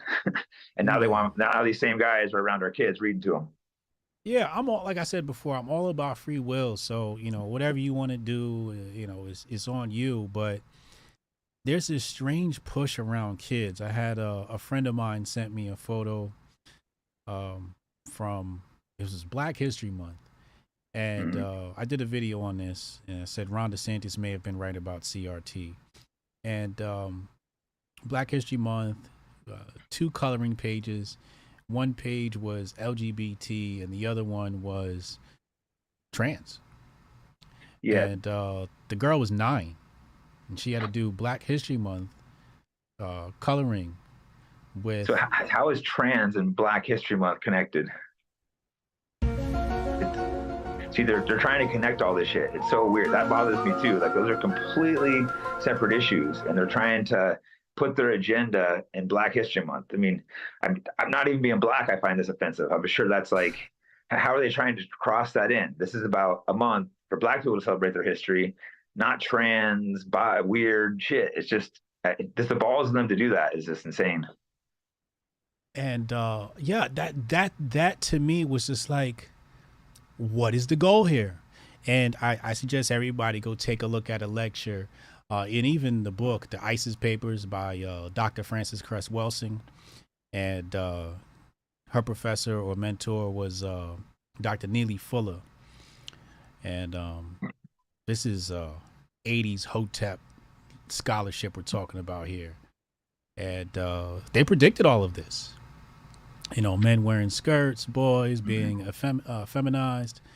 She predicted all of this stuff, man, down, you know, to a T. But to see it with children has me like, and the funny, you know what kills me is I'll show it to people and they'll go, you think this is real? Yeah, they don't think it's real. It's so ridiculous. And the thing is, this stuff is not popular. Even my friends in like San Francisco, those areas, everyone's always texting me, probably because they think I'm the one guy that's outspoken. But they're always talking about sending me like flyers of their schools or kid getting sent to some LBT thing and trans. They hate it too. So it's not popular in the liberal areas. I think they're just scared to speak up. So the fact that something so popular is being pushed, it's like, why? It's kind of weird. And I think it's so important they're going after young kids, because once you get something in your mind at a super young age, it's more likely to stick. It's kind of like religion, you know, they want to stick it in your mind super young. So they're trying to treat this like religion, get them young. That's why they were freaking out. DeSantos's Don't Say Gay bill didn't go far enough. It was only till 3rd grade. So they were freaked out that they couldn't push this gender stuff between kindergarten and 3rd grade and these little kids. And it's hard being like, who's doing it? Because it's so unpopular, but it's being pushed regardless. So is it just a few crazy activists, or is it being pushed from someone at the top trying to weaken our society? DeSantis or Trump, who you got going into next year? Or are you looking at somebody else? I would probably like DeSantis, but I don't really know his foreign policy, so I need to see that. Make sure he's not like some war hawk. And I don't know anything about him. I think he's been great what he's done in Florida, but so I need to study up a little bit. Trump, I think Trump is hilarious. So part of it would be cool to get Trump just because how funny the meltdowns would be, but he's just not a good leader. He can't pull people together. And then I was really upset when he closed the country down for the 2 weeks to flatten the curve. I was one of the few people that was adamantly against that. And I think Trump didn't want to do it, but the fact that he went along with that and then he kept it closed for a couple months, that's when I'm kind of like, I don't really want to support this guy. Yeah. Let's talk about that. I thought that the compromise for Trump was to stick it to China. Yeah. That's what I thought the compromise was, because I don't think he wanted to do it either, but I think he thought about it from America has its own production, import, export, et cetera, and tariffs hurt both sides. We've seen that throughout history, you know, different stamp acts. But I thought it was more like, what's China going to do if they can't sell us their products for a few weeks? You know, I saw it as more like economic warfare, but I agree. You know, you know, what was funny was the first 2 weeks they were saying shut down the country. But if you went to, if you went uptown New York or downtown New York, the clubs was open. Strip clubs was open. Really? What? New York was wide open. Damn. I was in San Francisco. They closed everything. Yeah, immediately. Well, yeah, they were the most strict lockdowns in the country. I remember the first weekend of lockdown, I started calling my friends like, "Hey, where are the underground parties at?" And they're like, "Yeah, there's nothing." I'm like, "Huh?" start calling, trying to get people like, hey, let's go to the gym. Or we're not training. I'm like, what the hell? You are taking this serious? Yeah. Well, the clubs in Cali, those close at like 2, right? Yeah. New York, the Well, party. there's underground ones in San Francisco. They're illegal, but no one enforces them. Right. But the legal ones end at pretty much 2, just like here in New Jersey. They end at 2. But New York, the party doesn't start until 2. Yeah. Right. It's completely different. Which to me was strange because I remember doing product promo at this club, and it's midnight and everybody's setting up, and they said, yeah, people aren't going to get here till 2 a.m. and it's a Wednesday. I'm like, yo, yeah, so crazy, right? These people don't got jobs. Like, who's in this club on a Wednesday? Obviously it was all like the the kingpins and drug dealers or whatever, and whoever else. But yeah, New York didn't shut down initially. Like, nobody paid it any attention until the governor really started sending around police officers saying, like, no, you got to shut down. Yeah. The people were not paying that any mind, man. But yeah, I totally agree. So you're choosing DeSantis over Trump, huh? Yeah, I mean, like I said, I still need to learn a lot more about DeSantis, but that's where I'm thinking right now. What about you? Who do you like? I like Trump more, man. The people are telling me that well, here's my take without the people's input. The establishment likes Trump. And if the establishment says, the establishment likes DeSantis. Yeah, that's what's concerning me about him. Yeah, so if the establishment says go left, I'm going right. Yeah, because love or hate Trump, the establishment truly hated him. And that's one thing. When you watch the reaction, how the whole news went against him, the whole FBI, the CIA, that right there tells you he wasn't supposed to be in. And, I think it's going to be hard for him to get in again because the whole establishment, they showed how, they got him banned from all the social media. It shows what they'll do to fight him. And, a lot of people just kind of believe the propaganda. And I actually really like Trump's ideas and his policies and all that. I just think he's not the best leader. But I couldn't argue that. It would be fun to see him hop in again, though, just for the comedy of it. Yeah, I don't think he's diplomatic enough. Yeah, and unfortunately, you got to learn. I think DeSantis is a little better at being diplomatic, but yeah, no, it is very concerning that the establishment seems okay with him. Yeah, so which means we're probably going to get more wars. Exactly. Larger government. People are calling DeSantis an authoritarian. He's very much about police, and I know a large portion of the conservative population is like back the blue, no matter who, and all that. As far as police are concerned, and I get all that. I think that the struggle that DeSantis will have is name recognition. I call everybody with a Twitter account the 1%. Yeah, because most people, frankly, aren't on Twitter. Exactly. So, us being, that minor group, we know who DeSantis is, but I don't think DeSantis has that name recognition with the rest of the country. Yeah, I think he's popular, but not near as popular as Trump. I don't think DeSantis could beat Trump in the primary. I think he would have a good chance of winning in the actual election, though. Better chance than Trump. I think he's a lot more palatable. Yeah. That's what Soros said. Well, Soros said the Democrats would wipe the floor with DeSantis and he said this because he thinks that Trump will run independent, and that'll divide the Republicans. If he did that, it would totally that would give us another 4 years of Biden. Yeah, which is scary. Yeah, right. Or Kamala. Right. Which is interesting because neither one of these people run anything. So that right there just shows you who the hell is running our country.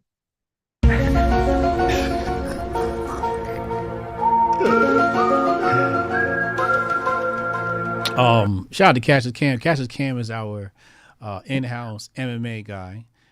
He writes the articles on MMA on Men of Water. He says, "Hey Jake, I coach at a youth boxing gym in Northern Cali, Siskiyou County, called Virgin Athletics.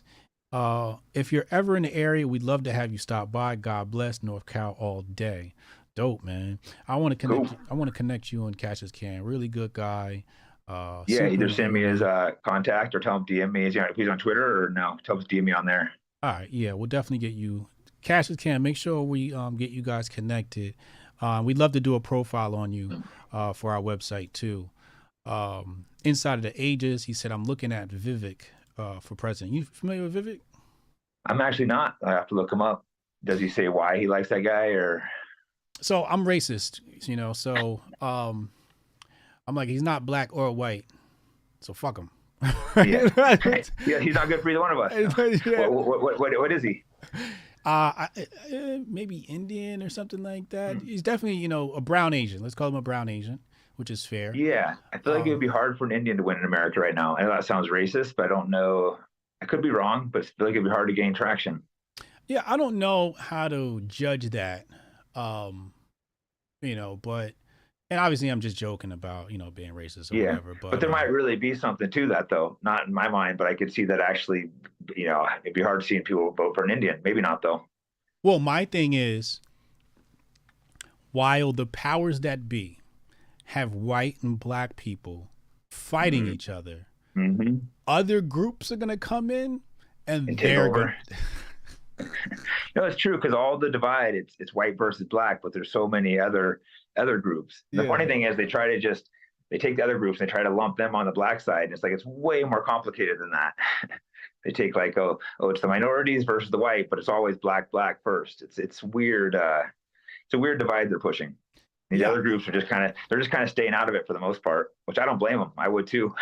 Yeah, they just want to get their money. They're all about that green dollar. Yeah, right. They're just work. Right, which I love, which I think that all of us could learn from, right? I think people are so invested in politics while the other groups, like I saw a video the other day where there's a crazy white liberal and a guy with a MAGA hat on, and they're eating in a brown Asian's restaurant, and they're like going at it. She's just losing her mind. And the brown Asian's like, would y'all just shut up? Get out of my restaurant. Yeah, right. Get the hell out of here and yell. You messing my money up, right? So I think, and obviously there are going to be some who have been commissioned by the Democratic Party to give this appeal that they're leftists, but I think they're very much an independent group, brown Asians and Asians for the most part. Yeah, they're very balanced in their approach. They're looking like, who's going to be best policy. Obviously you have a lot of people who have come from communist nations that are definitely not going to vote for the Democratic Party. They're not voting for Democrats. Right, so you can't get them. But it's just funny because people say, white people will say, we built America, and then black folks will say, well, it was on our backs you built America. And I'm like, well, neither of y'all are going to be able to cash in on this. Right, these guys are building it right now or taking it. It's going to be built by another group of people. I got a brown Asian right now that works for me,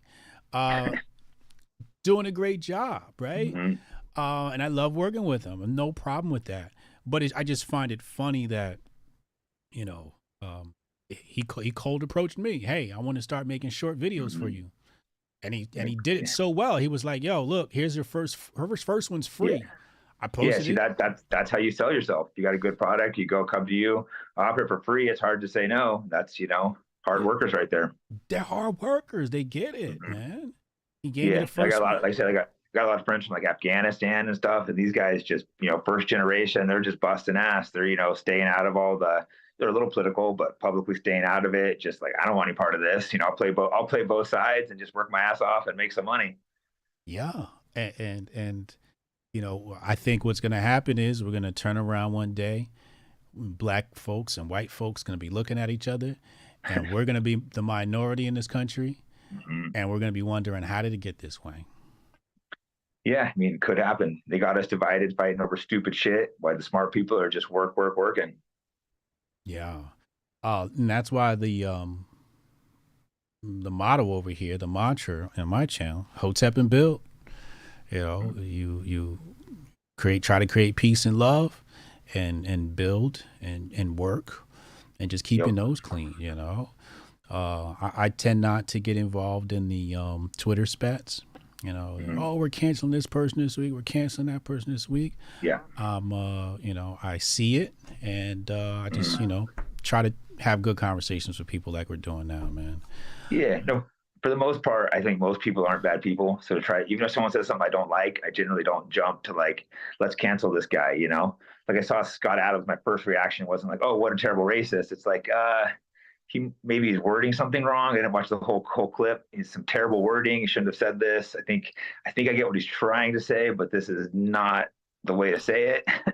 And I see, you know, some black guys that I respect too, that, you know, can be a little anti-white sometimes, but it's like, I'm not going to like, oh, screw that guy. He said something against white people. He's nice to me.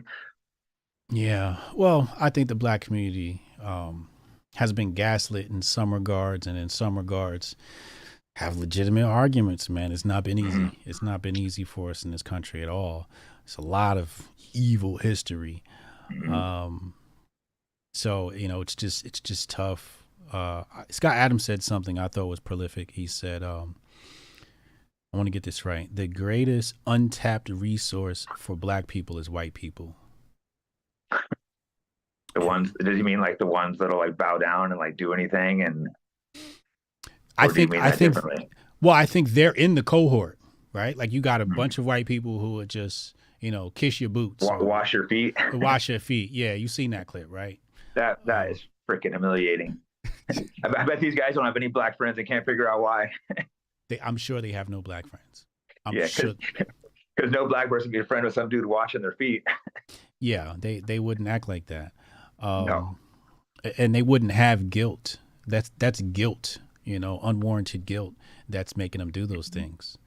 But I think they're in that cohort, but I think there's also a group like Scott Adams who is willing to invest time or money into specific programs. Like he's reached out to Hawk Newsom, you know, which is a chapter of Black Lives Matter, to help, right? And Scott Adams is an admitted leftist.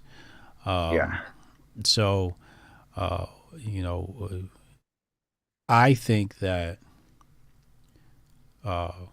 white privilege, if that's the term to use here or whatever, but I don't think Hotep Nation will be what it is without white people.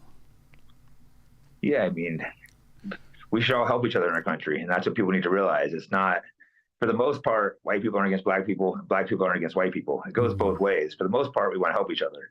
Yeah. But that needs to be, but when they start pushing the racial division, that's going to start changing on both sides, you know? You start pushing it's being pushed mainstream for the black people to be, you know, anti-white, but that's going to do, it's going to make white people anti-black too. There's no way, if you're constantly getting told, you know, you have this privilege, you have all these advantages, and you don't deserve the jobs, it's going to start making people racist. There's no way around that, you know? Like I said, I'm self-employed, but if I was losing jobs to black people when I thought I was better at that job, I wouldn't be happy. And I see that, you know, I lived in San Francisco for a while, the whole tech industry there, you know, all the high-up people, they're always like trying to hire black people. They'll barely look at the resumes. Some of these black people I'm sure are great, but they're just like desperate to hire black people. And it's like, you see this stuff, and it's, if you're fighting for these jobs, it can make you a little bit resentful. Yeah. That's a big concern of mine. You know, that divide and the animosity that's being built up here. Is a lot of racial tension, which I know they're going to try and use to funnel into the election booths. But, you know, let's assume there is a such thing as white privilege. That means that they have something that you can tap into, and that's that untapped resource that Scott Adams was talking about. And, you know, work with white people. You know, sometimes people see, you know, they see Hotep Nation and go, oh, you got these white folks around you. I'm like, but we're working together. I want that white privilege. Well, I mean, yeah, you could look at it like that, right? Like you could definitely look at it like that. Like I want that white privilege, but I'm looking at it like we're working together for a common goal. We're trying to build something here that's going to be good for the nation. That's going to be good for the world. You know, we're a 501c3 nonprofit supporting the homeschooling community, whether black or white. And quiet is kept. A lot of the programs that we're helping are conservative.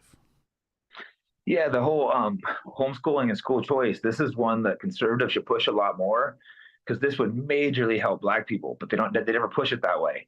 Because all the rich people, they already can afford to send their kids to private schools. It's the middle class and the poor, they can't afford to send their kids to these good schools. But if you could pitch it that way, like, hey, you might allow some of these people that live in terrible neighborhoods to send their kids to the good schools, private, it could help so much. But for some reason, they just never. They need some marketing how to push that school choice, because clearly public schools are completely falling apart. So why not take that money where a parent can either take that money to homeschool their kid or take it to a private school or something like that? You know, you see this stuff, you know, all the kids holding up trans flags and shit. Like, I don't want to send my kids to those kind of schools. Hell no. Hell no. Yeah, I started homeschooling my boys, mostly because they just got too much homework and it was busy work, and I didn't like the culture they were getting from other kids at school. They were picking up a lot of bad habits, and I was like, nah, I just kind of got to pull you out of this environment. And then, you know, so they can train. They play football, so you know, I want to train them up in that. Yeah. But yeah, man. I get labeled a sellout or a coon by the leftists or, you know, the black nationalists, and then the far right labels me as a black nationalist. You seem reasonable to me. And I'm gonna finish these super chats, but you know, the conundrum for me is we can't ignore race. I think that black people have to do for black people, and they do need to think nationalistic. I think black people definitely need to think black first, bar none. I would not argue that. However, I don't think it needs to be black first, meaning the exclusion of white people.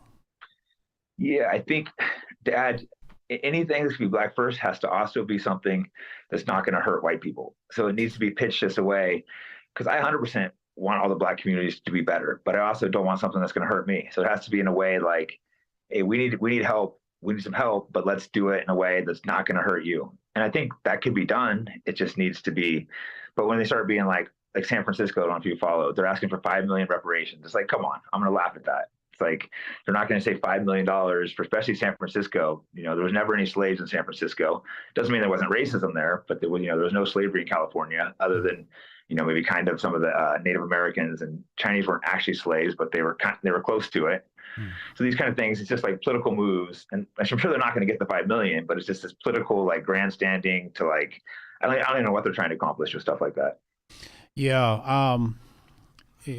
I've had discussions about this before. Lord Abba was one of them. He's a big proponent of the, I think it's the California reparations or San Francisco reparations. I'm not sure. I haven't kept up with it. He makes some really good arguments. The sad part is I'm half Jamaican, so I think some parts you're out. Yeah, I think some parts of the movement are looking at me like a traitor. Like, I don't get to speak for black folks because I think they call me a tether or something like that. Or kind of weird, but yeah. But you know, I look at it as it's still a part of that agenda, right? Like,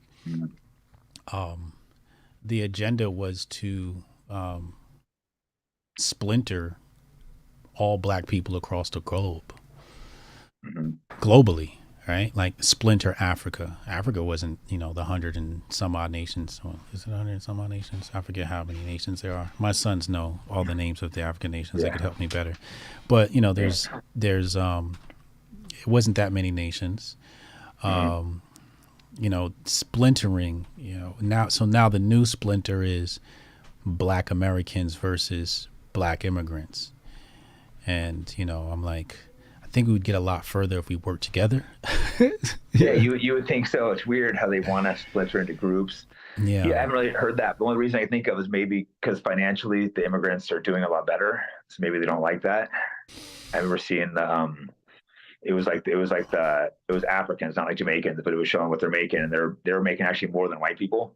So maybe it doesn't look good for the agenda. Yeah, it doesn't. That's one thing I could think of. Yeah, it definitely doesn't. But, you know, I just look at, you know, like when they say, you know, black Americans built America, and I'm like, I think it was the Caribbean folk that built America. At least, when you look at the Harlem Renaissance, a lot of them folk was Caribbean. You look at hip Really? hop, yeah, they were Caribbean. Marcus Yeah, I didn't know Garvey that. is from Jamaica. Langston Hughes is from, I forget where Langston Hughes is from. Who else? Bumpy Johnson used to work for this lady. She was Caribbean. Before Bumpy Johnson became, the boss, he was security for this lady. I forget her name, but she was the previous boss, and she was Caribbean. DJ Cool Herc, he's Jamaican, and he was applauded as being the first hip hop artist. Yeah, no, I remember him. So that's interesting. I didn't know all this. Yeah. So yeah, you helped build a lot of the great things, culture. So yeah. I'm like, yo, who really built this country? Was it you or is it all of us? Right? Like, yeah, and that's the thing. I think we all built it. I mean, including all races, not just black, which I understand. Right. There needs some of the black communities definitely need some help, but like everyone built this country. So to try to break it to little groups, where I get a little bit like, I don't know, this it's been built upon multiracials, Yeah. I mean, I guess it was the European settlers that really blew up the economy, but it was obviously they had black work, and the Native Americans were here before us. The Chinese came and built the railroads. Everyone's added to this country. Yeah. Yeah. So, when I see that stuff, that's my biggest worry, dividing black folks and then dividing white folks from black folks and just all this division. And all I see is divide and conquer, while the aristocracy, because to me, racism is really classism, especially when it's like. Exactly. I think you nailed it with that one. People aren't, if you're a multi-millionaire black guy, people aren't racist against you. It's more classism. And here's actually, I thought of this before, with white people, they'll literally call us white trash for in the trailers and stuff. They'll segregate them and make them a different class of people. So it's like, it's more than racism, it's classism, but when you get Bill Cosby's a bad example because after what he went through, but Bill Cosby before, there was no one being racist towards him. He was, all these like elite, Kanye would be another bad example because now he got himself pushed out. But these guys, when they're rich, no one's racist against them. They're part of the club. Yeah, I mean, well, not race effective. Race is effective, I guess you can say. I know there was I forget the name of the black billionaire. He had a race case. He lost, I believe it went to the Supreme Court, but he said there was some racial discrimination. The guy that owns the Weather Channel, I forget his name. But is a black billionaire. He owns the Weather Channel and the Griot and some other media outlets. Big TV mogul. Chat, y'all know who I'm talking about, what his name is? Yeah. But again, you're for the most part, you're right? Like when you look at racism, how people think about it being the N word, it's like, okay, these are two lower class groups fighting, right? Like, is this the hillbilly, or like you say, the white trash or whatever, versus the black trash, right? Yeah, white people literally distance themselves. And that's one thing I've noticed. A lot of times black people will defend a black person, even if it's a really shitty black person, and white people don't really do that. And that's something I think maybe black people need to look at a little more, or maybe I'm not defending a guy that deserves defending. For some reason, a lot of people, they'll just always defend the black guy instead of carefully looking at each case. Yeah, I could see that. Let's see here. Jason Stevenson, he said, nice dialogue. Agree with do your own thing as long as it doesn't harm anyone else. Only problem is the woke media dissenting opinions are harmful. Yeah, the media is definitely not. Byron Allen, that's his name. Thank you, Doc Boss. Yeah. Byron Allen, that's the guy. Madam Queen Stephanie St. Clair, that's who Bumpy worked for. Thank you. That's there. Madam Queen Stephanie St. Clair. Amazing story of a black woman as a gang leader. Crime syndicate. Amazing, beautiful story. I love, like right now I'm watching Godfather of Harlem. That's the story of Bumpy Johnson. I'll check that out. Did you see the one with Stallone?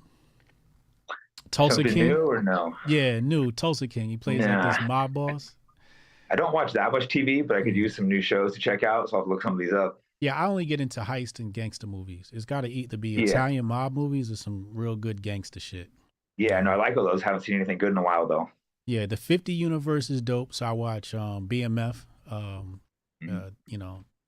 That's about the what's the name brothers. Why am I drawing a blank right now? I ain't take my master focus today. Meech, thank you. Yeah, Meech and them. So I love that series, the Power series. I just like gangster shit. I don't know why. Yeah.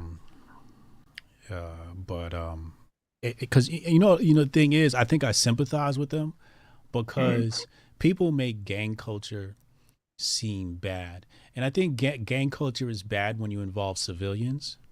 Yeah. That's when I disagree with it. When a little girl gets shot, because Yeah, that's the terrible part. Yeah, because you don't know how to shoot, right? I don't like that part of it. But when you find out things like Yale was built off of the Opium Wars of 1812 and these top universities. Oh wow. When you look at the Forbes family, like Forbes would be nothing without dope. Interesting. Yeah, I didn't know that. Yeah, go look up Forbes family heroin and see what pops Yeah. up. Yeah, it's interesting how a lot of this money came from. And I guess that's, people say white privilege. Maybe it's some of these families that have the crazy money, the crazy wealth, the crazy privilege. But the problem is the majority of us don't have any of that. Right. And that's why I say it comes back to class. Mm-hmm. We have to talk class issues first. But then, you look like a Marxist or a communist when you start talking about, class theory. Yeah. But no, it's definitely interesting. A little off topic back where you're saying the push to divide. I don't know if you ever saw during was Occupy Wall Street. That's when the paper started pushing the whole racist agenda. And that's when they changed it from, it was class. It was the Wall Street, the bankers versus the 99%. Then they switched it to black versus white. It's really pretty brilliant if you look at that. It's like, oh no, don't get mad at us, get mad at each other. Bro, nailed it. Yeah, I can't remember the numbers, but I remember seeing someone broke down the actual numbers of the time they used the words like racism, white this, and it just completely jumped around then. And that's when that whole thing switched over to what people were mad about. The term activist changed. Mm-hmm. It completely, because in those days, I called myself an activist because I was there at Zuccotti Park. I was there at Occupy Wall Street. My homie Dwayne ran press at Occupy Wall Street. I remember Occupy Wall Street. If you go check out Dinesh D'Souza's documentary, America, Imagine a World Without Her, there's a clip of a young me, short dreads, talking about, whatever the topic is, classism basically, at Occupy Wall Street. Yeah. So I was there and I thought Occupy Wall Street was legitimate. And then all of a sudden it got taken over. It was right there on Wall Street. Zuccotti Park, and then the term activist changed. Activist became the new grift. Back in the day, activists, you actually had to have some information. You actually had to know something. You understood who the enemy was. You knew that it was the banking syndicate. And then activism became sponsored by Wells Fargo. Yeah, they're the ones paying it. No, it's not us. You're mad at the wrong people. Get mad at these Trump supporters. Yeah. And when I saw that flip, I was like, wow. So quick, bro. Yeah, because was that when they printed all the money for all those loan bailouts? Yeah. They just printed like a couple $1 trillion, I think, to give the money back. The bank should have lost, but instead we took the loss. Yeah, banks so, got, no, they don't lose. Yeah, banks got bailed out. We got sold out was the chant. The people are still losing their houses, but then the banks are getting paid for it. Just complete. They have the system rigged. Yes. And and I wrote a white paper on it called The Patriot Report. Available on Amazon and my website, hotepjesus.com. And that wasn't the first time that happened. That wasn't the first time that the people of the United States said the banks got bailed out and we got sold out. So this is, a theme, a rerun is the term I use. But it was absolutely insane. And that's why I became a Trump supporter, because I saw the flip and I didn't want to be on the black side, and I didn't want to be on the black side. Now you gotta remember, at the time I was a raging black nationalist. Yeah. Okay. I stopped that because I saw black nationalism turning into the rainbow flag, and I got out. That's so embarrassing. I was like, yo, this don't mean this anymore. It was right there on the website. It was right there on the Black Lives Matter website at the time. Yeah, we're doing push like trans rights and Marxism and breaking up the nuclear family. And so I was trying to tell people, getting called racist for all this stuff. Like, they're against the nuclear family. I don't think that's not a very good thing. If you're trying to break up the family, that's not going to fix anything. That's what communism tries to do. Yeah, it's straight up Marxist. It's absolutely Marxist. But I was just looking at the website. First of all, my first red flag was Mike Brown got shot, Trayvon Martin was murdered, and the black community, like, I was deep into the black Twitter, and we were talking capitalist solutions. And then every time I was talking about black capitalism, I was getting attacked by this new black left, and they were like, shut up, you Hotep, shut up, you Hotep. I'm like, yo, how you can't even be a Hotep? But anyway, so I started snooping around, and I went to the Black Lives Matter website, and it said mothers, parents, children. And I was like, oh, you omitted dads. Damn. Blew my That's crazy. mind. Yeah, I didn't even know that. If you go they on don't want the strongness of the dad. Go on Wayback Machine, pull up the Black Lives Matter website, go to the villages section. I want to say at least around 2015, it should still be there. Go on Wayback Machine and find it, and you'll see it right there. Mothers, parents, children. And I said, oh, they're eliminating me. Damn, they don't want the dads. The dads are what makes the son strong and keeps the family together. But keep in mind, the whole Black Lives Matter thing was born off the fact that black men were getting murdered. And then they and omitted black men. And that's that's even crazier. Yeah, because the whole movement was about black men getting killed. That's even crazier. Yeah. So I was like, you know what? I'm on the Trump chain because. Yeah, that's insanity. Yeah. Because I think. You say what? I don't know if you know the statistics on it, but is there like a massive difference between black people or black families that have a dad in the home versus don't and end up in prison and stuff? I imagine it would be massive, right? Or I don't know if there's like actual studies on those or the numbers, but I imagine that's huge factor. So there's a website, used to be a black website called The Root, and they would have articles like that on The Root. And then Huffington Post bought them out. And now you get this whole, in fact, here's an article they wrote. Black men are the white people of black people. Have you seen that one? I have not. Somehow I missed that one. I'm going to look that one up. Sounds funny. Black men are the white people of black people? Yeah, this shit just doesn't make any sense. You see the shit I'm dealing with here, Jake? Yeah, right. It's comedy. Yeah, the shit we see nowadays, it doesn't seem real, a lot of the stuff. Like, it's got to be parody. That's why, do you know the site, the Babylon Bee? Yeah. It's getting harder for them to come up with titles because the reality is as crazy as their titles now. Right. So, because someone will they'll push something, like 6 months later, it'll be their actual, what their headline was. They're making it impossible to do satire. Yeah. Yeah. And some of the good satire accounts, you're not sure if they're real or satire. I'm looking at this and I'm like 50-50. I'm like, is this guy satire or real? I can't tell. That's true. Sometimes I see headlines and I'm like, the white people of black people. Black men are the white people of black people. This is a serious op-ed. Jesus. Yeah. Keep in mind, this website also had the article, How Immigration Hurts the Black Community.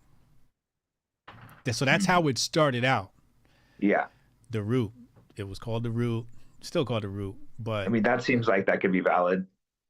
Yeah. So you can see how the black community was very much against immigration, or I should say illegal immigration. Yeah.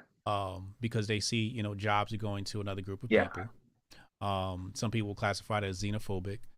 And then Occupy Wall Street disintegrated, Trump came around, and black nationalism got flipped on its head, Yeah, bro. yeah. So much stuff flipped during Trump because he melted people's brain. And it's Bernie Sanders was a big, anti-illegal immigrant guy. He used to push against it because you understand you can't give free entitlements. People can just come through. And Cesar Chavez, the migrant worker. It's funny because he's like celebrated in San Francisco.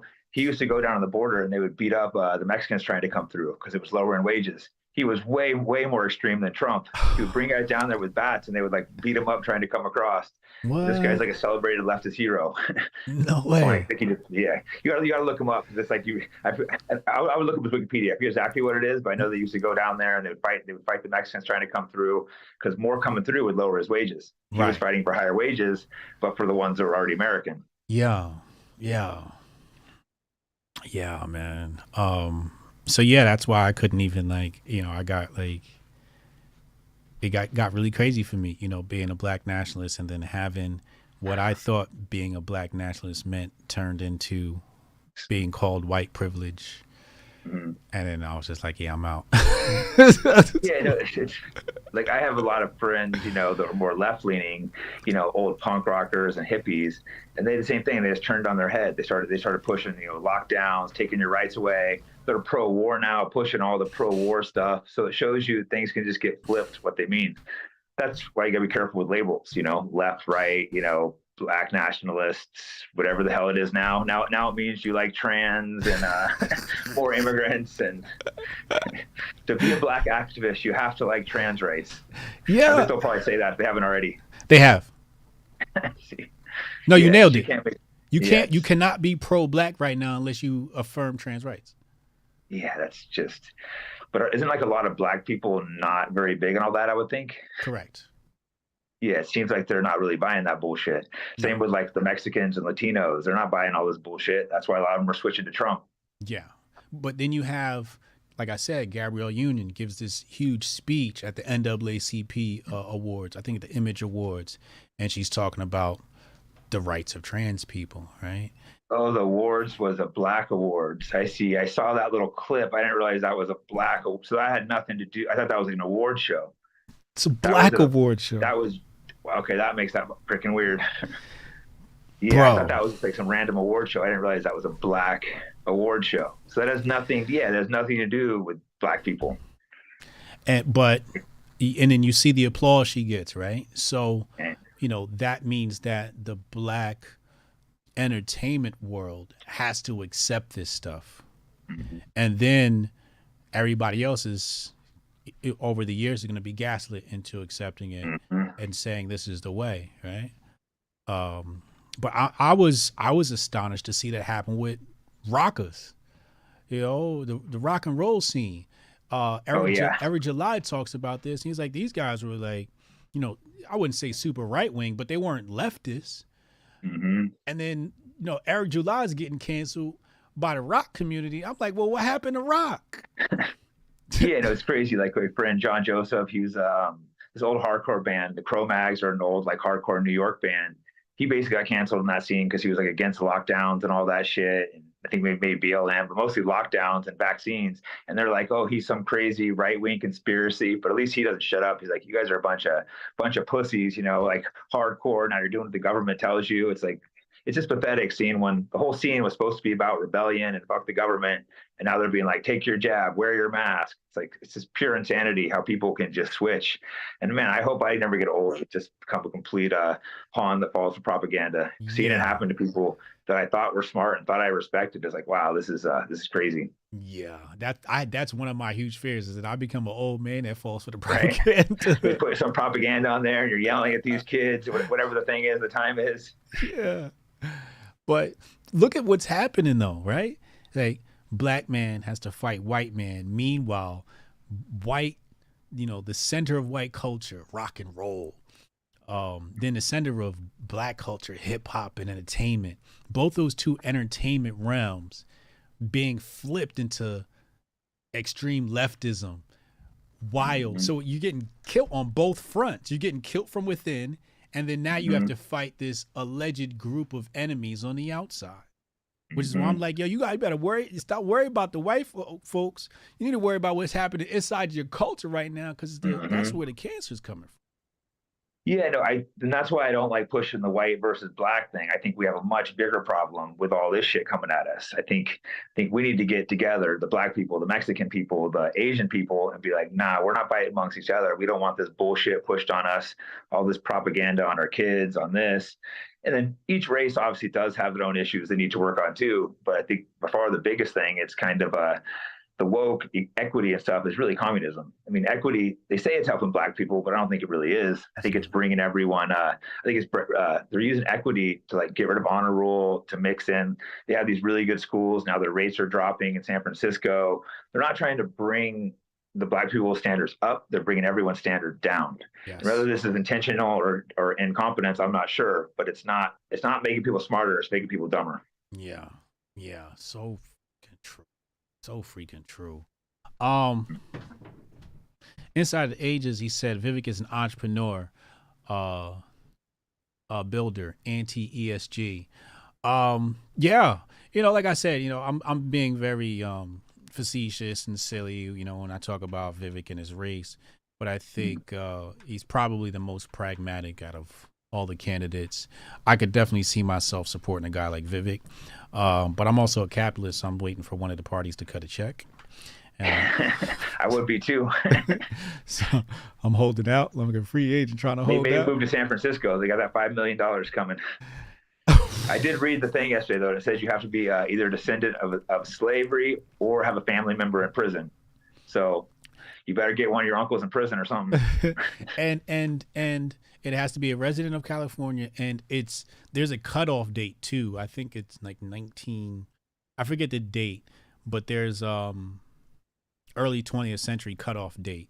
So it's very strict. I'm not eligible. I wouldn't be eligible. Like I said, I'm half Jamaican, so I'm sure those people would be angry at me. But my thing with the reparations conversation is, it comes back to who are we choosing? Are we choosing the people, or are we choosing the government? If the people have a gripe against the government was probably wrong, and they need to repair what they did wrong. So I'm usually going to choose the people. If Italians popped up tomorrow and said we wanted reparations, I'd be clapping. Just like I clap for black people that want reparations. If the Irish said it, if a German said it, whoever said it, I'm like, oh, your problems with the government? Well, they probably did something wrong. I mean, we can go run down a list of all the different operations. I believe that the entire American society, all citizens, could probably bring a class action lawsuit against the government for Operation Mockingbird, or any one of these different situations, MK Ultra, whatever it is, because they're just crimes. I believe that there's something to be said about reparations for what we went through with the pandemic, for anybody affected by that. Yeah, people lost their businesses, and I was lucky where I was in an okay situation, but I just don't do good lockdown. And that was when I first retired from fighting. I didn't have any work projects going on, and they're telling me I got to sit around my house all day. I'm like, this ain't kind of work for me. I'll lose my mind.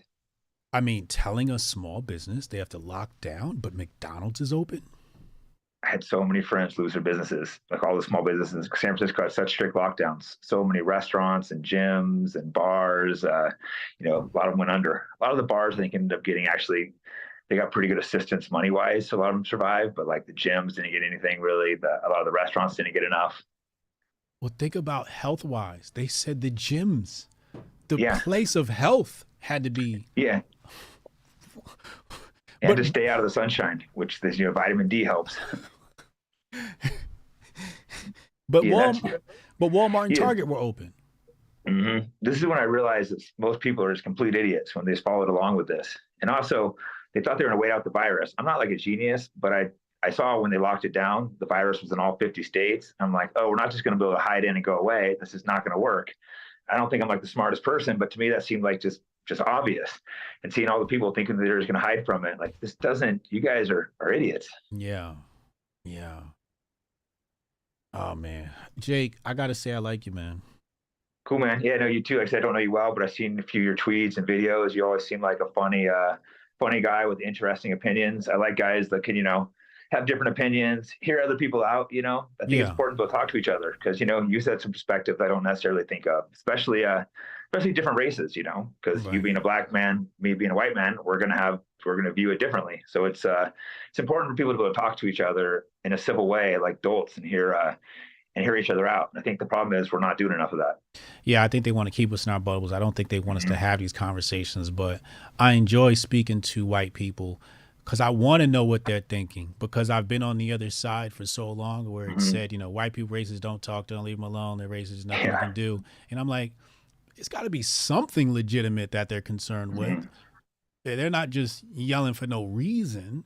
So I wanted to know that, whether their reasons are bogus or whether they're legitimate, I want to know what they are so we can tackle them, But I appreciate today's conversation, man. I had a great time, bro.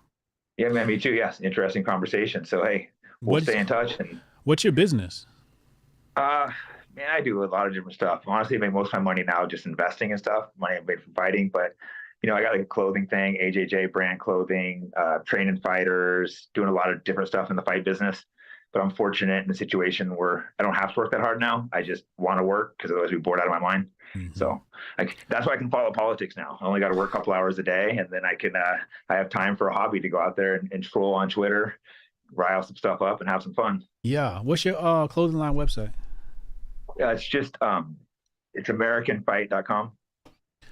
AmericanFight.com? Yeah. Oh, that's a badass .com, man. How'd you get that? Yeah, right. I don't know. I got lucky. Oh, I got my little dog right here. Just say. Oh, this stuff is tough. Oh, yeah, I need to make up some new designs. Oh, I like these designs, bro. Hold on, let me bring it up on the screen really fast so the people can see too. This is dope. This is dope. I like this. Hold on, let me get it to fit on the screen here. No, this is really cool. I like this designs. I like these designs. These designs are dope, bro. Wait, hold on. I pressed the wrong button. I want to pull this up on the screen. We always want to support entrepreneurs, especially when communists don't want to see us practice. Yeah, right. They don't want people doing their own businesses. Yeah, but this stuff is cool. Yeah, you could tell you had some good designers put this together. Yeah, exactly. I actually got some more designs just made up. Need to get those out there. Yeah. No, this is. But yeah, I do stuff mostly in the fight industry because it's what I know. Right. I was doing stuff in the cannabis industry for a minute, but it's kind of like I'm not really a big fan of cannabis, and I've seen a couple people that didn't react good to it. I'm like, I don't really want to be involved with this business. Yeah, I'm not a fan of cannabis at all. I partake every once in a while. I'm more of a social guy, but I'm not a huge fan because I don't think. I think you need to have a lot of responsibility when it comes to substances, and I think some people lack that responsibility, and it becomes more of a distraction than an aid. Yeah, I've seen a few people have really bad reactions. They always say it's harmless, but then I've seen a couple friends like smoking, start getting like schizophrenia and stuff. I'm like, man, this can. I mean, I'm sure they had issues anyways, but it can trigger stuff.